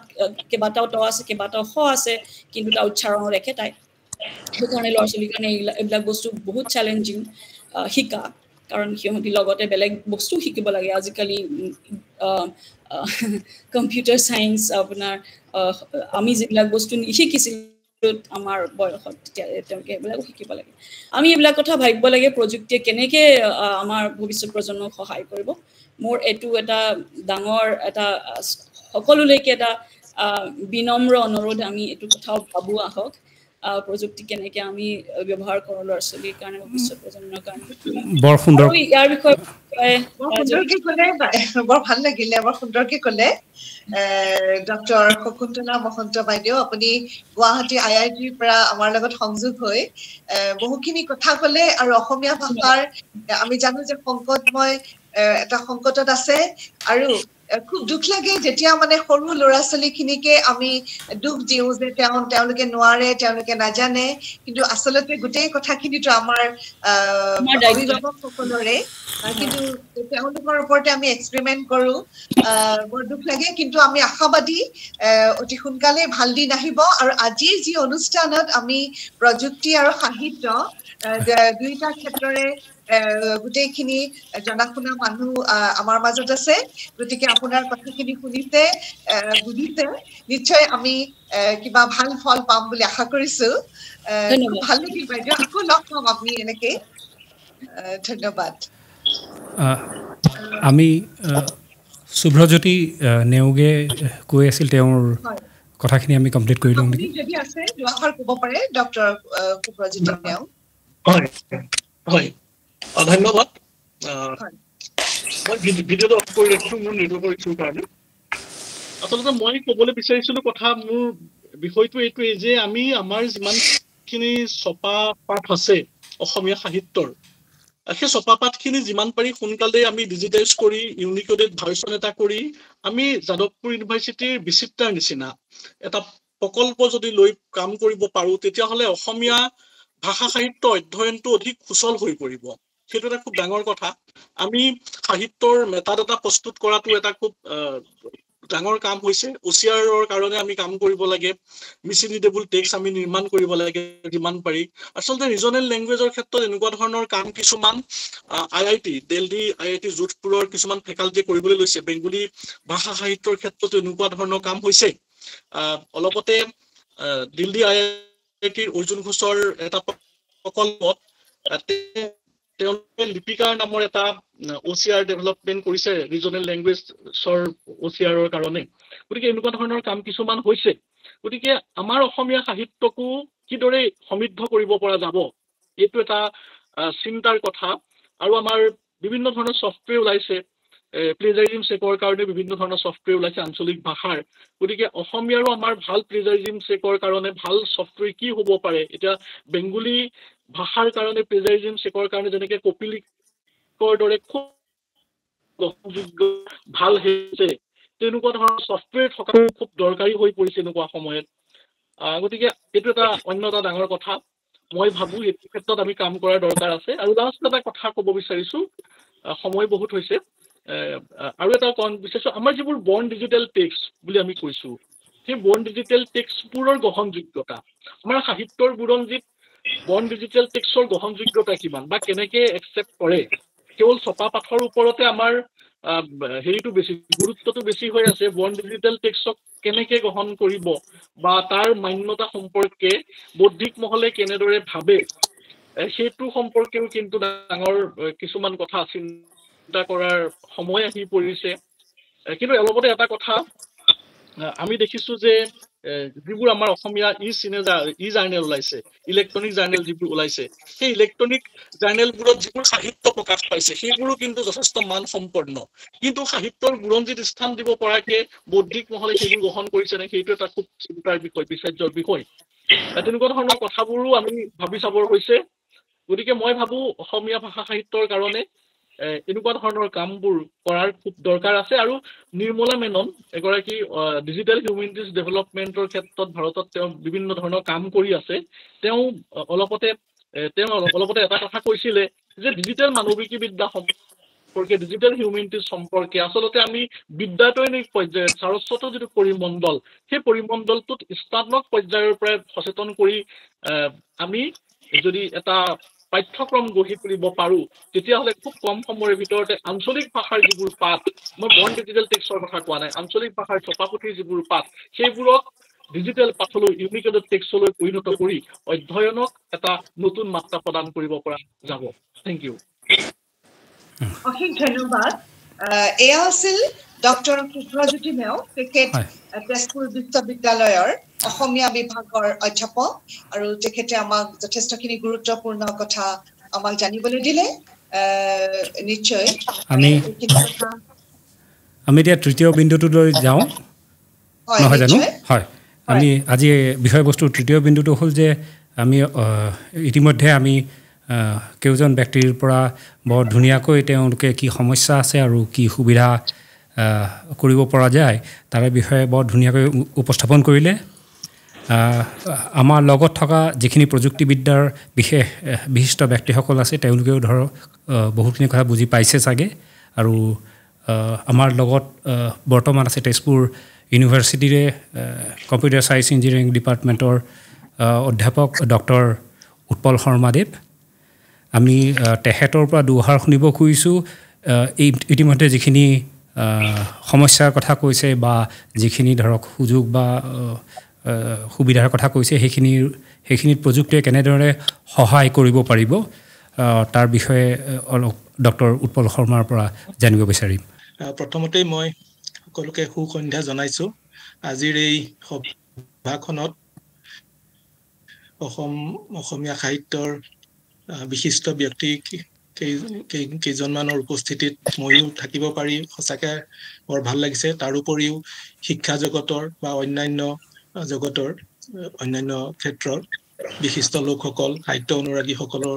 লগত দুআষাৰ কথা পাতিবলৈ পাই সঁচাকৈ আনন্দিত হৈছোঁ। মই প্ৰথমতেই আজিৰ দুখন গ্ৰন্থ, যি দুখন উন্মোচিত হ'ল, সেই গ্ৰন্থ দুখনৰ লেখক দুয়োজনকে অভিনন্দন জনাইছোঁ, ডক্টৰ ধ্ৰুৱ কুমাৰ ভট্টাচাৰ্য আৰু ডক্টৰ সঞ্জীৱ ডেকা। দুয়োৰে এই অৱদান সঁচাকৈ আমাৰ অসমীয়া সাহিত্যৰ প্ৰতি এটা ডাঙৰ অৱদান হ'ব। আৰু এই দুখন গ্ৰন্থ উন্মোচন কৰা ব্যক্তি কেইগৰাকী, এই অনুষ্ঠান আয়োজন কৰা শ্ৰীযুত ত্ৰিদীপ বৰুৱা আৰু শ্ৰীযুত ভাস্কৰ লহকৰ ডাঙৰীয়া সকলোকে, আৰু এইখন অনুষ্ঠান সঞ্চালনা কৰা মিতালী শৰ্মা ডাঙৰীয়ানীকো মই ধন্যবাদ জনাইছোঁ। বেছি দীঘলীয়া নকৰি মই অকণমান প্ৰযুক্তিৰ ফাললৈ আহোঁ। ভাষা যেতিয়াৰ পৰা ব্যৱহাৰ হৈছে, সেইটোতো বহুত আগৰে কথা, তেতিয়াৰ পৰা এটা সময়ৰ পৰা কিন্তু প্ৰযুক্তি তাত সোমাইছে। কিছু কথা ইতিমধ্যে কোৱা হৈছিল, কেতিয়াৰ পৰা ছপা আৰম্ভ হ'ল, কিন্তু এনেই ক'ব গ'লে আচলতে যেতিয়াৰ পৰা লিখা আৰম্ভ হৈছে তেতিয়াৰ পৰাই প্ৰযুক্তি আৰম্ভ হৈছে বুলি ক'ব লাগিব। লিখাৰ আগৰখিনিত হয়তো প্ৰযুক্তি ইমান নাছিলে, মানুহে মুখেৰে যিখিনি কৈছিলে, কিন্তু লিখা আৰম্ভ কৰাটোতেই এটা প্ৰযুক্তি আছিল, কাৰণ কিহেদি লিখিব, কিহত লিখিব সেইখিনিও চিন্তা কৰিবলগীয়া। কিন্তু ডাঙৰ পদক্ষেপ আছিলে যে আমিতো যিকোনো শব্দ উচ্চাৰণ কৰোঁ, সেইখিনি নিৰ্দিষ্ট কেইটামান আখৰ লৈ পেলাই যে লিখিব পাৰি কি আখৰ থাকিব লাগিব সেই চিন্তাটো আচলতে বৰ এটা মৌলিক চিন্তা আছিলে তেতিয়াৰ পৰা আৰু সেইটো কিছুমান বিকাশ হ'ল সময়ৰ লগে লগে আৰু এটা সময়ত গৈ আজি আধুনিক যিবিলাক লিপি আছে সেইবিলাক হ'ল গৈ এটোত লিপিবিলাকৰো নেপথ্যৰ ফিলসফি বেলেগ বেলেগ থাকে কিছুমান ধনীৰ লগত জড়িত কিছুমান বিচাৰৰ লগত জড়িত যেনে চীনা জাপানিজ এইবিলাক লিপি অকমান এইটো ফিলসফিটো বেলেগ বা যিয়ে নহওক সেইটো এটা কিন্তু টেকনলজিৰে প্ৰযুক্তিৰে এটা স্তৰ এটা তাৰ পিছত এতিয়া আমি ভাষা প্ৰযুক্তি বুলি ক'লে কোনখিনি বস্তু ধৰিম যে যিটোৱে ভাষাৰে যিখিনি আমি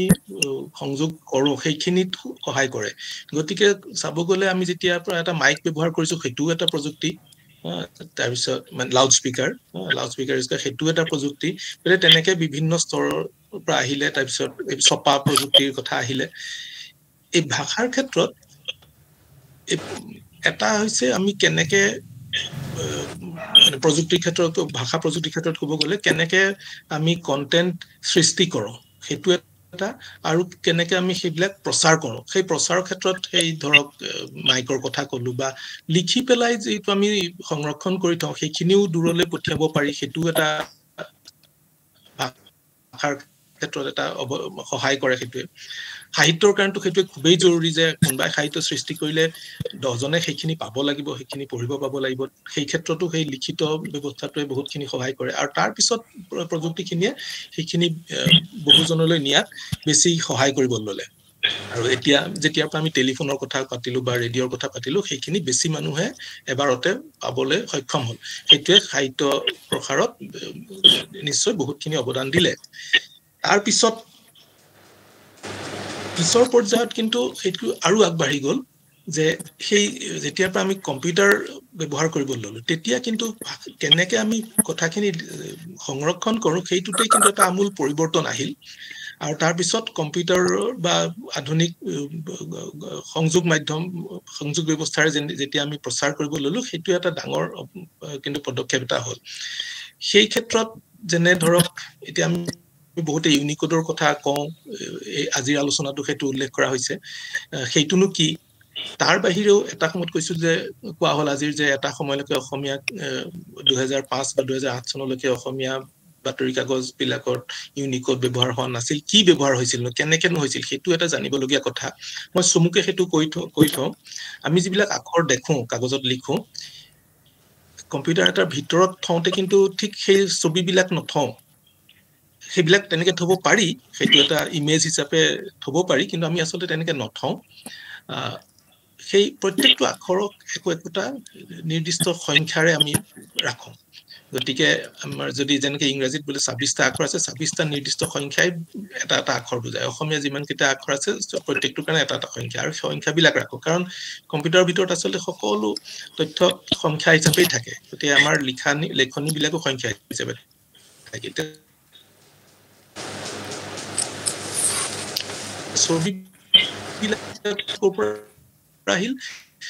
ছবিবিলাকৰ কাৰণে আকৌ বেলেগে কিছুমান ইমেজ ক্ৰিয়েট কৰা হয় যিখিনি আজিকালি যি ধৰণে ৰাখায় ফন্ট বুলি কোৱা হয় তেনেকে ৰাখি এই সংখ্যাবিলাক আৰু সেইটো ভিতৰে দেখুওৱা হ'ব সেই এটা মেপিং এটা থাকে এটা সময়লৈকে সেইবিলাক ষ্টেণ্ডাৰ্ডাইজ হোৱা নাছিলে সেই যেটো কোৱা হ'ল যে 2005 চনলৈকে বা কিবা তেতিয়াও কিন্তু সেই ছবি ব্যৱহাৰ হৈছে সংখ্যা ব্যৱহাৰ হৈছে কিন্তু এই সংখ্যাবিলাক ষ্টেণ্ডাৰ্ডাইজ হোৱা নাছিলে অসমীয়া বিভিন্ন প্ৰচাৰ মাধ্যমে বিভিন্ন সংখ্যা শৃংখলা ব্যৱহাৰ কৰিছিলে সেই তেনেকে চলি আছিলে কিন্তু ইতিমধ্যে 90 বা তাৰ দশকৰ বা তাতকৈ আগৰ পৰা বিশ্বত সেই ষ্টেণ্ডাৰ্ডাইজেশ্যনৰ ক্ষেত্ৰত কিছু কাম আৰম্ভ হৈছিলে আৰু এই ইউনিক কোডটো তাৰে এটা ফল য'ত পৃথিৱীৰ সকলো লিপি যিমান ব্যৱহাৰ হয় সকলো লিপিৰ যিমানবিলাক আখৰ আছে সবৰে একোটা বেলেগ সংখ্যা তাত নিৰ্ধাৰণ কৰি দিয়া হ'ল আৰু সেইখিনি অকল সংখ্যাখিনি তাৰ লগৰ আকৌ ছবিখিনিও বেলেগে লাগিব যিখিনি ফন্ট বুলি কয় লাহে লাহে ইউনিকোডৰ লগত মিলা ফন্ট বিলাক ওলাল তাৰ আগতেও ফন্ট আছিলে কিন্তু সেইখিনি ইউনিকোড বা ষ্টেণ্ডাৰ্ড কোড কিছুমানৰ লগত মিলা ছবি নাছিলে ফন্ট নাছিলে সেইখিনি ল'লে আৰু তেতিয়াৰ পৰা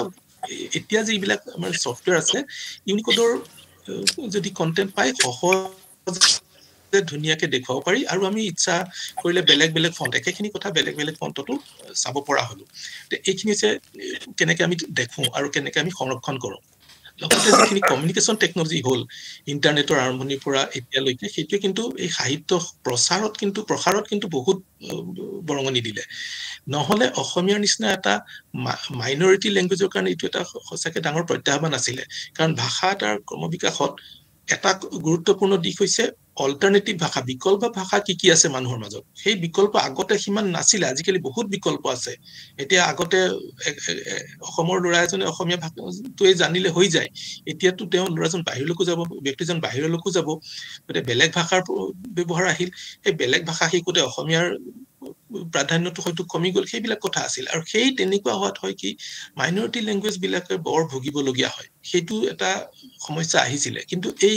ইন্টাৰনেট হোৱাৰ পৰা হ'ল কি দূৰত থাকিলেও য'তে ত'তে থাকিলেও এতিয়া অসমীয়া জনা মানুহখিনিয়ে অসমীয়া সাহিত্য চৰ্চা কৰিব পৰা হ'ল অসমীয়া সাহিত্যৰ পৰা উপকৃত হ'ব পৰা হ'ল সেইখিনি হ'ল তাৰ লগে লগে সৃষ্টি কৰাত প্ৰযুক্তিয়ে কেনেকে সহায় কৰে এই আমি আজি ইয়াত কেইবাবাৰো কলো যে লিখাৰ অভ্যাসটো কমি গৈছে লিখাৰ অভ্যাস কমি যোৱাটো সঁচাকে মানে বৰ মন কৰিবলগীয়া হৈছে আগতেতো ময়ো ইংৰাজী মাধ্যমত পঢ়া আছিল অন্তত চিঠিবিলাক নিজৰ মানুহলে অসমীয়াত লিখিছিলো আজিকালিতো চিঠি লিখাৰ সংস্কৃতিতে নাইকিয়া হৈ যোৱা নিচিনা হৈছে চিঠি নিলিখেই গতিকে ময়ো মোৰ সেই লিখাৰ প্ৰয়োজনটো মোৰ আজিকালি নাইকিয়া হৈ গ'ল গতিকে সেই লিখাৰ প্ৰয়োজন নাইকিয়া হোৱাৰ লগে লগে কিন্তু ভাষাৰ এটা ডাঙৰ ক্ষতি হয় কিন্তু এতিয়া প্ৰযুক্তিয়ে এটা সেইটো সুবিধা দিছে যেনেকে দুগৰাকী মানে ক'লে যে কৈ গ'লে সেইখিনি আখৰলৈ পৰিৱৰ্তন হ'ব এইটো মন কৰিবলগীয়া কথা এইটোৰ লগত কিন্তু আৰু এটা কথা চাব যে বানানৰ কথা কৈ আছিলো আমি মানে মই নহয় আগৰ বক্তা কেইজনে বানানৰ কথা বানান বিলাক নাজানে এই প্ৰযুক্তিটোৱে কিন্তু সেইটো কিছু দূৰ সমাধা কৰিব যদি সেই প্ৰযুক্তিটো ভালদৰে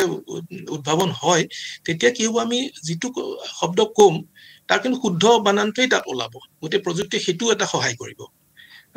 আৰু লিখাৰ পিছত অকল বানানেই নহয় তাৰ যদি ব্যাকৰণৰো কিবা ভুল আছে সেইখিনি শুদ্ধ কৰি দিব সেইটো এটা কিন্তু প্ৰযুক্তিৰ ভাল দিশ এটা আছে আনকি এই লিখাৰ আসলে এই আখৰৰ ব্যৱহাৰ প্ৰাধান্যটো কিছু হয়তো কমাই দিব পাৰে যেনে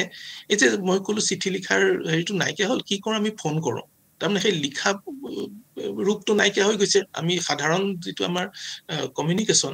তাত লিখা ৰূপটোৰ প্ৰয়োজন ব্যৱহাৰটো কমি গৈছে কিন্তু সেই আমি কমিউনিকেশ্যন কৰি আছো সংযোগ কৰি আছো কিন্তু লিখিতভাৱে নহয় কথিতভাৱে তাত কিন্তু এতিয়া অসমীয়া ব্যৱহাৰ কৰিব পাৰো আমি কথিতত গতিকে সেইটো এটা কথা এতিয়া আজিকালি ফেচবুক বা অন্যান্য গণসংযোগ মাধ্যম বিলাকত ছচিয়েল মিডিয়াত এই যে ইমোজি বিলাক ব্যৱহাৰ হয় সেইবিলাকত কোনো ভাষাও নাই কোনো আখৰো নাই কিন্তু তাত আমি কিছু পৰিমাণে আমি প্ৰকাশ কৰিব পাৰোঁ প্ৰযুক্তিৰ সেই এটা দিশ যে এটা নতুন ধৰণৰ হেৰি এটা সৃষ্টি কৰিছে এনেও আমি ভাষাৰ ক্ষেত্ৰত কওঁ যে লিখিত যিটো ৰূপটো সেইটো হৈছে সেকেন্ডাৰী প্ৰাইমাৰী ফৰ্মটো হৈছে কথিত এতিয়া সেই প্ৰাইমাৰী ফৰ্মটো হয়তো আকৌ প্ৰাধান্য পাবলৈ লৈছে যে আমি টাইপিং নকৰাকে কিবোৰ্ডত টাইপিং নকৰাকে আমি সাহিত্য সৃষ্টি কৰিব পাৰিম ভাষা বানানো হয়তো আমাৰ শুদ্ধ হৈ থাকিব সেইবিলাক কিছুমান দিশ আহিছে আমি সেইবিলাকৰ কাৰণে হয়তো প্ৰস্তুত হ'ব লাগিব এইটোৱে সঁচাকে এই লিখিতৰ ওপৰত প্ৰাধান্যটো কমাই দিয়াত ভাষাটো সহায় কৰিব নকৰে মই সেইটোৰ ওপৰত একো মন্তব্য নিদিওঁ আৰু সঁচাকে মই নাজানো কি হ'ব কিন্তু সেইটো এটা দিশ আহি আছে সেইটো এটা হ'ব তাৰ পিছত আৰু এটা কিন্তু শেহতীয়া নতুন দিশ হৈছে যে আমি এতিয়ালৈকে যিখিনি কলো তাত আসল চিন্তাটো আমাৰ মানুহৰ মগজৰ খালি লিখিত ৰূপত সেইখিনি তৈয়াৰ কৰা তাত প্ৰযুক্তি সহায় কৰিছে সেইখিনি বিলাই দিয়াত সহায় কৰিছে কিন্তু এতিয়া যেনেকে ChatGPTৰ কথা সবেই জানো তাত কিন্তু মানুহৰ মগজ নোহোৱাকেও কিছুমান কথা সৃষ্টি কৰিব পৰা কম্পিউটাৰে কৰিব পাৰিছে এইটো বৰ মন কৰিবলগীয়া দিশ ইয়াত কিমানখিনি কৰিব পাৰিব একোটা কম্পিউটাৰে সেইটো ক'ব নোৱাৰি ভাব হয় যে হয়তো মানুহৰ যিটো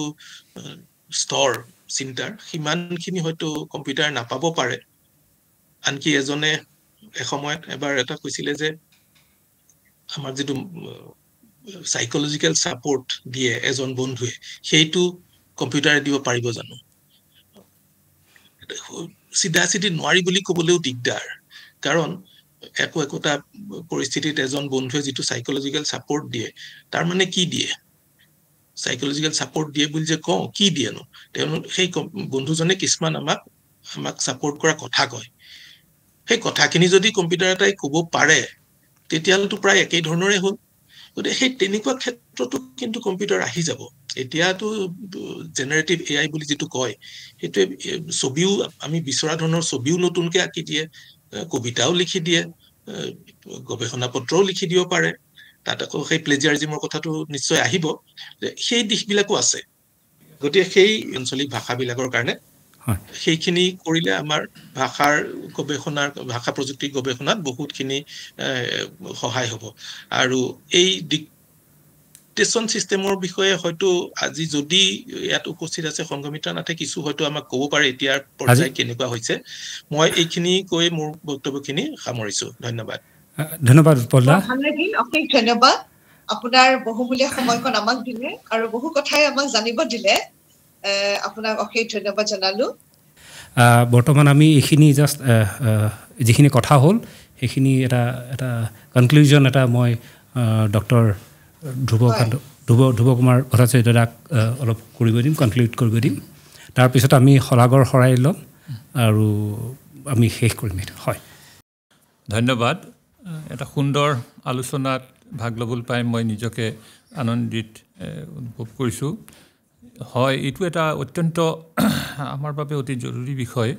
আমাৰ যিখিনি সাহিত্যিকসকলে যিখিনি ৰিকুৱাৰমেণ্টছ তেখেতসকলৰ প্ৰয়োজনীয়তাৰ কথা ক'লে সেইটোৰ ওপৰত নিতান্তই গৱেষণা চলি আছে আৰু গুগলে যথেষ্টখিনি আগবঢ়াইছে ইতিমধ্যে অধ্যাপক শৰ্মাও কৈছে আৰু অধ্যাপক নেওগেও উল্লেখ কৰিছে যে কাম ইতিমধ্যে ভাৰতবৰ্ষৰ কেইবাখনো বিশ্ববিদ্যালয়ত এইটোৰ ওপৰত আৰু IITত কাম চলি আছে তেজপুৰ বিশ্ববিদ্যালয়েও কৰিছে গতিকে মই যথেষ্ট এই বিষয়ত পজিটিভ যে ইয়াৰ ওপৰত সুন্দৰকৈ এটি সমাধান ওলাব যে যিটো আমাৰ অনুৰাধা শৰ্মা পূজাৰী ডাঙৰীয়ানে কৈছে যে আমি কথাখিনি কৈ যাম আৰু সেইখিনি ৰেকৰ্ড হ'ব এইটো ইনডাইৰেক্টলি বা পৰোক্ষভাৱে সেইটো হৈ আছে কাৰণ আমি সেই কথাখিনি কৈ পেলাই আকৌ গুগল ট্ৰেন্সলেশ্যন দি পেলাই আমি কৰিব পাৰোঁ কিন্তু প্ৰত্যক্ষভাৱে কৰাৰ এই ব্যৱস্থাটো এতিয়াও হোৱা নাই আৰু মই ভাবোঁ যে অতি সোনকালে এইটো হ'ব আৰু এই প্ৰযুক্তিবিদ্যা আৰু সাহিত্যৰ ক্ষেত্ৰত মই মাত্ৰ খালি চাৰিটা ধাৰণাৰ কথা কৈ পেলাই মই সামৰোঁ যে যিটো মই ভাবোঁ অত্যন্ত প্ৰয়োজনীয় সকলোৰে জনাৰ কথা প্ৰথমটো হ'ল যে যিটো আমাৰ বৰ্তমান সাৰ্চ ইঞ্জিন ডেভেলপ হৈছে সাৰ্চ ইঞ্জিনৰ দ্বাৰা আমি যিকোনো তথ্য আমি তৎক্ষণাত বিচাৰি উলিয়াব পাৰোঁ সেই সাৰ্চ ইঞ্জিন আমাৰ প্ৰান্তীয় ভাষাত অসমীয়া ভাষাত যদি তেনেকুৱা ধৰণৰ সাৰ্চ ইঞ্জিন আমি আৰু উন্নত পৰ্যায়ত য'ত AI প্ৰযুক্তিৰ সন্নিৱিষ্ট থাকিব তেনেকুৱা ধৰণৰ সাৰ্চ ইঞ্জিন হোৱাটো অত্যন্ত প্ৰয়োজনীয় সেইটো এটা গৱেষণাৰ বিষয় আৰু দ্বিতীয়তে এইটো যিটো আমাৰ বৰ্তমান copy right copy left concept আগতে আমাৰ আছিলে যে আমি যিটো বস্তু আমি লিখোঁ বা আমি নিজে কৰোঁ সেইটো আমাৰে অধিকাৰ থাকে কিন্তু বৰ্তমান সময়ত সেইটো কিছুখিনি তাত এটা এই যিটো মানে ব্যৱধান যে কপি ৰাইট আৰু কপি লেফ্টটো খুব কমি আহিছে কিয়নো আজিকালি কলেবৰেটিভ এপ্ৰ'চ মানে সন্মিলিত প্ৰচেষ্টাৰ কথা আহে যে যিকোনো এটা তথ্য আমি যেতিয়া সকলোৱে মিলি লিখোঁ তেতিয়া কোনো এজন ব্যক্তিৰ সেইটোৰ ওপৰত তাত অধিকাৰ নাথাকে আৰু তাৰোপৰি এটা ছফ্টৱেৰ এটা কোনোবাজনে ডেভেলপ কৰিলে পিছৰজনে সেইটোৰ নেক্সট ভাৰ্চনটো ডেভেলপ কৰিলে গতিকে সেইটো আমি শ্বেয়াৰ কৰিব লাগে গতিকে এই যিটো কপিৰাইটৰ কনচেপ্টটো লাহে লাহে সেই ব্যৱধানটো আমি বৰ্তমান এই কপি লেফ্টৰ ফালে বেছি আহি গৈছে আৰু সেইটো কাৰণে আমি প্ৰত্যেকেই সজাগ হোৱাটো উচিত আৰু তৃতীয়তে এতিয়া যিটো অনন্ত লিখনিৰ কনচেপ্ট মানে আগতে আছিলে যে আমি এটা লেখা লিখিলে সেই লেখাৰ লিখকজন জনাটো আমি অত্যন্ত প্ৰয়োজনীয় কোনে লিখিছে কিন্তু বৰ্তমান সময়ত সেই মানে লেখকতকৈ লিখনিৰ প্ৰয়োজনীয়তাটো বেছি যেনেকৈ উইকিপিডিয়াত আমি যদি কণ্টেণ্ট এটা চাৰ্চ কৰোঁ পাওঁ কোনে লিখিছে আমি সেইটো আমাৰ বাবে প্ৰয়োজনীয় নহয় কিয়নো ইয়াত বহু মানুহ সন্নিৱিষ্ট হৈ থাকে বহু মানুহ সন্মিলিত হৈ সেইবোৰ তথ্যবোৰ সৃষ্টি কৰে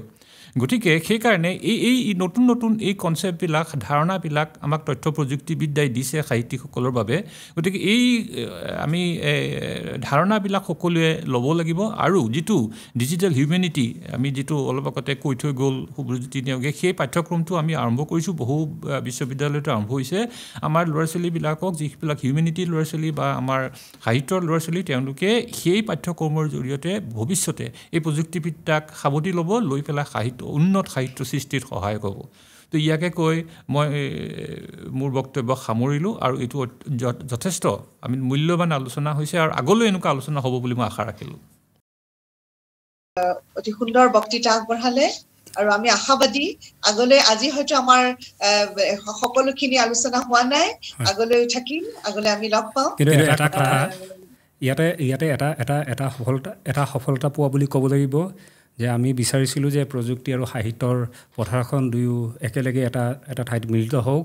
বহুত সময়ত দেখা যায় যে সাহিত্যৰ মানুহখিনি বেলেগকৈ প্ৰযুক্তিৰ মানুহখিনিক লগ পোৱাৰ অসুবিধা হয় আৰু ঠিক তেনেদৰে প্ৰযুক্তিৰ মানুহখিনিয়ে সাহিত্যিক বা সাহিত্যৰ জড়িত মানুহখিনিৰ কি সমস্যা আছে সেইখিনি ভালকৈ বুজোতে অসুবিধা হয় আজিৰ এই সভাখনত আমাৰ যিটো উদ্দেশ্য আছিল উন্মোচনীৰ বাহিৰে যে এই দুইটা সেয়াকে লগাওঁ আমি এটা স্তৰলৈ সফল হৈছোঁ বুলি মই ভাবিছোঁ আৰু ইয়াৰ পৰৱৰ্তী আৰু এনেকুৱা অনুষ্ঠান হৈ থাকে আৰু আমি শেষ কৰিম শলাগৰ শৰাই লৈ মিতালী শৰ্মা ডাঙৰীয়ানী ধন্যবাদ শ্ৰীযুত বৰুৱা বৰ ভাল লাগিল আজি হয় আমি বহু কথা জানিব পাৰিলোঁ আৰু আজি অনুষ্ঠানৰ শেষ পৰ্যায় পাইছোঁ আপোনালোকৰ বহুমূলীয়া সময়খিনি এনেদৰে আমাক দি মই ভাবিছোঁ যে আজি যিসকল উপস্থিত আছে সাহিত্যৰ ক্ষেত্ৰখনত বা প্ৰযুক্তিৰ সকলোৰে নিশ্চয় আলোচনাৰ দ্বাৰা উপকৃত হৈছে আমি জানো যে আমাক সৃষ্টিকৰ্তাই কেইটামান ভাল বস্তু দিছে যি নিৰ্ভৰযোগ্য বিশ্বাসী বন্ধুৰ লগত আমি তুলনা কৰোঁ সেয়া হৈছে প্ৰকৃতি সংগীত গ্ৰন্থ আৰু কলম গতিকে আজি দুটা ভাল কাম হৈছে এটা কথা হৈছে যে দুখন গ্ৰন্থ উন্মোচন হৈছে আৰু বুকৰ দ্বাৰা উন্মোচন কৰি ইতিহাস ৰচিছে আগলৈ এই ধাৰা চলি থাকক আৰু দ্বিতীয়তে আমি বহু কথা জানিলোঁ আৰু শেষত আমি শলাগৰ শৰাইলৈ আগবাঢ়িছোঁ মই পোনপ্ৰথমে মই আজিৰ উপস্থিত সমূহ দৰ্শকক মই মোৰ আন্তৰিক ধন্যবাদ জ্ঞাপন কৰি শ্ৰদ্ধা জনাইছোঁ তেখেতসকল আহি এনেদৰে উপস্থিত থকাৰ বাবে ধন্যবাদ জ্ঞাপন কৰিলোঁ দ্বিতীয়তে অসম সাহিত্য সভাৰ সভাপতি মহোদয় আহি তেওঁ গ্ৰন্থখনি উন্মোচন কৰি দিয়াৰ বাবে তেখেতক অশেষ ধন্যবাদ জ্ঞাপন কৰিছোঁ শ্ৰদ্ধা জনাইছোঁ আৰু আগলৈও তেখেতক বিচাৰিম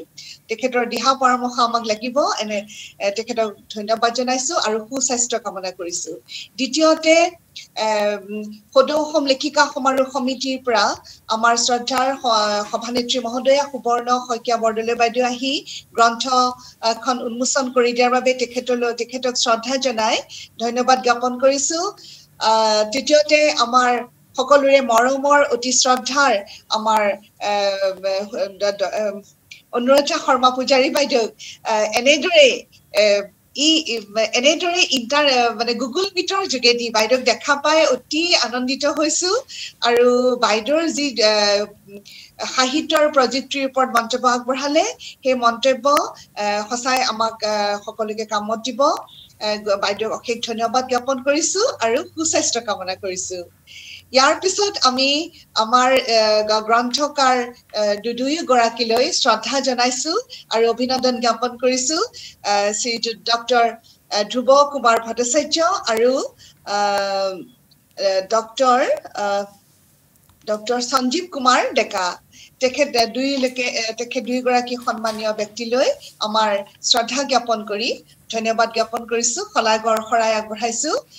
এনেদৰে অসমৰ সাহিত্যৰ ভঁৰাল তেখেতসকলৰ গ্ৰন্থ লিখি চহকী কৰি তোলক আগলৈ ধন্যবাদ জ্ঞাপন কৰিছোঁ ইয়াৰ পিছত ডক্টৰ শুভ্ৰজ্যোতি নেওগ আৰু ডক্টৰ শকুন্তলা মহন্ত বাইদেউ তেওঁলোকৰ এক সাৱলীল বক্তৃতাৰে প্ৰযুক্তিৰ ওপৰত আমাৰ মাজত যিখিনি কথা জানিব দিলে সেয়া আমি তেখেতলৈ আমি ধন্যবাদ জ্ঞাপন কৰিছোঁ শলাগৰ শৰাই আগবঢ়াইছোঁ আৰু আমাৰ মাজত আছিলে আৰু কোনোবা থাকিল নেকি বাৰু উৎপল শৰ্মা ডাঙৰীয়া একদম মানে ঠিক কথা কৈছে তেখেতৰ শেষত বৰ সুন্দৰ বক্তৃতা দিলে আৰু বহুখিনি কথা আমি জানিলোঁ তেখেতৰ পৰা আগলৈ আশা কৰিছোঁ এনেধৰণে আমাক কিছুমান কথা জানিবলৈ দিব বুলি অশেষ ধন্যবাদ জ্ঞাপন কৰিছো খলাগৰ শৰাই আগবঢ়াইছো ইয়াৰ পিছত সৰ্বশেষত মই ভাবিছো যে ই-বুকৰ স্বত্বাধিকাৰ ত্ৰিদীপ বৰুৱাক মই খলাগৰ শৰাই জনাইছো কাৰণ তেখেতে এই যি নতুন পদক্ষেপটো লৈ আমাৰ সমাজত কাৰণ আমি জানো যে বাকিখিনি আগবাঢ়ি আছে বাকি ৰাজ্যসমূহ সেয়া আমি সকলোৱে ভিতৰি জানো কিন্তু আমাৰ অসমীয়া ভাষাটোৰ ওপৰত তেখেতৰ যি প্ৰীতি যি শ্ৰদ্ধা এই কথা মই মানে তেওঁ এইখিনি বোধ কৰো তেওঁ এনেদৰে প্ৰথম আগবাঢ়িছে বুলি মই ভাবিছো ইমান মোৰ ধাৰণা নাই কিন্তু আমাক যিসকল অসমৰ সমাজৰ যিসকল লেখক লেখিকা তেওঁলোকক এনেদৰে আগবঢ়াই অনাৰ বাবে তেখেতৰ ই-বুক গ্ৰন্থ উন্মোচন কৰি আৰু এপটোৰ দ্বাৰা আমাক সহায় কৰাৰ বাবে অশেষ ধন্যবাদ আৰু আমাৰ লগত থকা ভাস্কৰ লহকৰ ডাঙৰীয়াক মই খলাগৰ শৰাই আগবঢ়াইছো অতি সুন্দৰ আমি ষ্টুডিঅ'ৰ পৰা এবাৰ দেখিবলৈ পাইছো আগৰ হেৰিত আমি আগৰ যিবোৰ অনলাইনৰ মিটিং আছিলে আমি ষ্টুডিঅ'ৰ পৰা কোৱা হোৱা নাছিল নিশ্চয় আগলৈ আৰু প্ৰযুক্তিৰ সহায়ত আৰু বেলেগ ধৰণৰ আমি কিবা আশা কৰিছো কিন্তু অনলাইন মিটিঙত ষ্টুডিঅ'ৰ পৰা কোৱা এনেধৰণেকে আমাৰ খুব ভাল লাগিল আৰু সহায় কৰাৰ বাবে ধন্যবাদ সৰ্বশেষত সকলোৰে কুশল মংগল কামনা কৰিছো সকলো সুখী হৈ থাকক শেষ হোৱাৰ আগতে ইমান সুন্দৰকৈ পৰিচালনা কৰাৰ বাবে মিতালী শৰ্মা ডাঙৰীয়ানীক আমাৰ আমি ধন্যবাদ জনাইছোঁ আন্তৰিক ধন্যবাদ জনাইছোঁ আৰু আকৌ লগ পোৱাৰ আশাৰে আমি সামৰণি কৰিম কিবা ক'ব খুজিছে হয় সামৰণি মাৰিব খুজিছোঁ সকলোলৈ ধন্যবাদ আকৌ লগ পাম আমি ইয়াৰ আৰু পৰৱৰ্তী আৰু যাতে এনেকুৱা অনুষ্ঠান হৈ থাকে তাৰ আশাৰে থাকিলোঁ শুভৰাত্ৰি ধন্যবাদ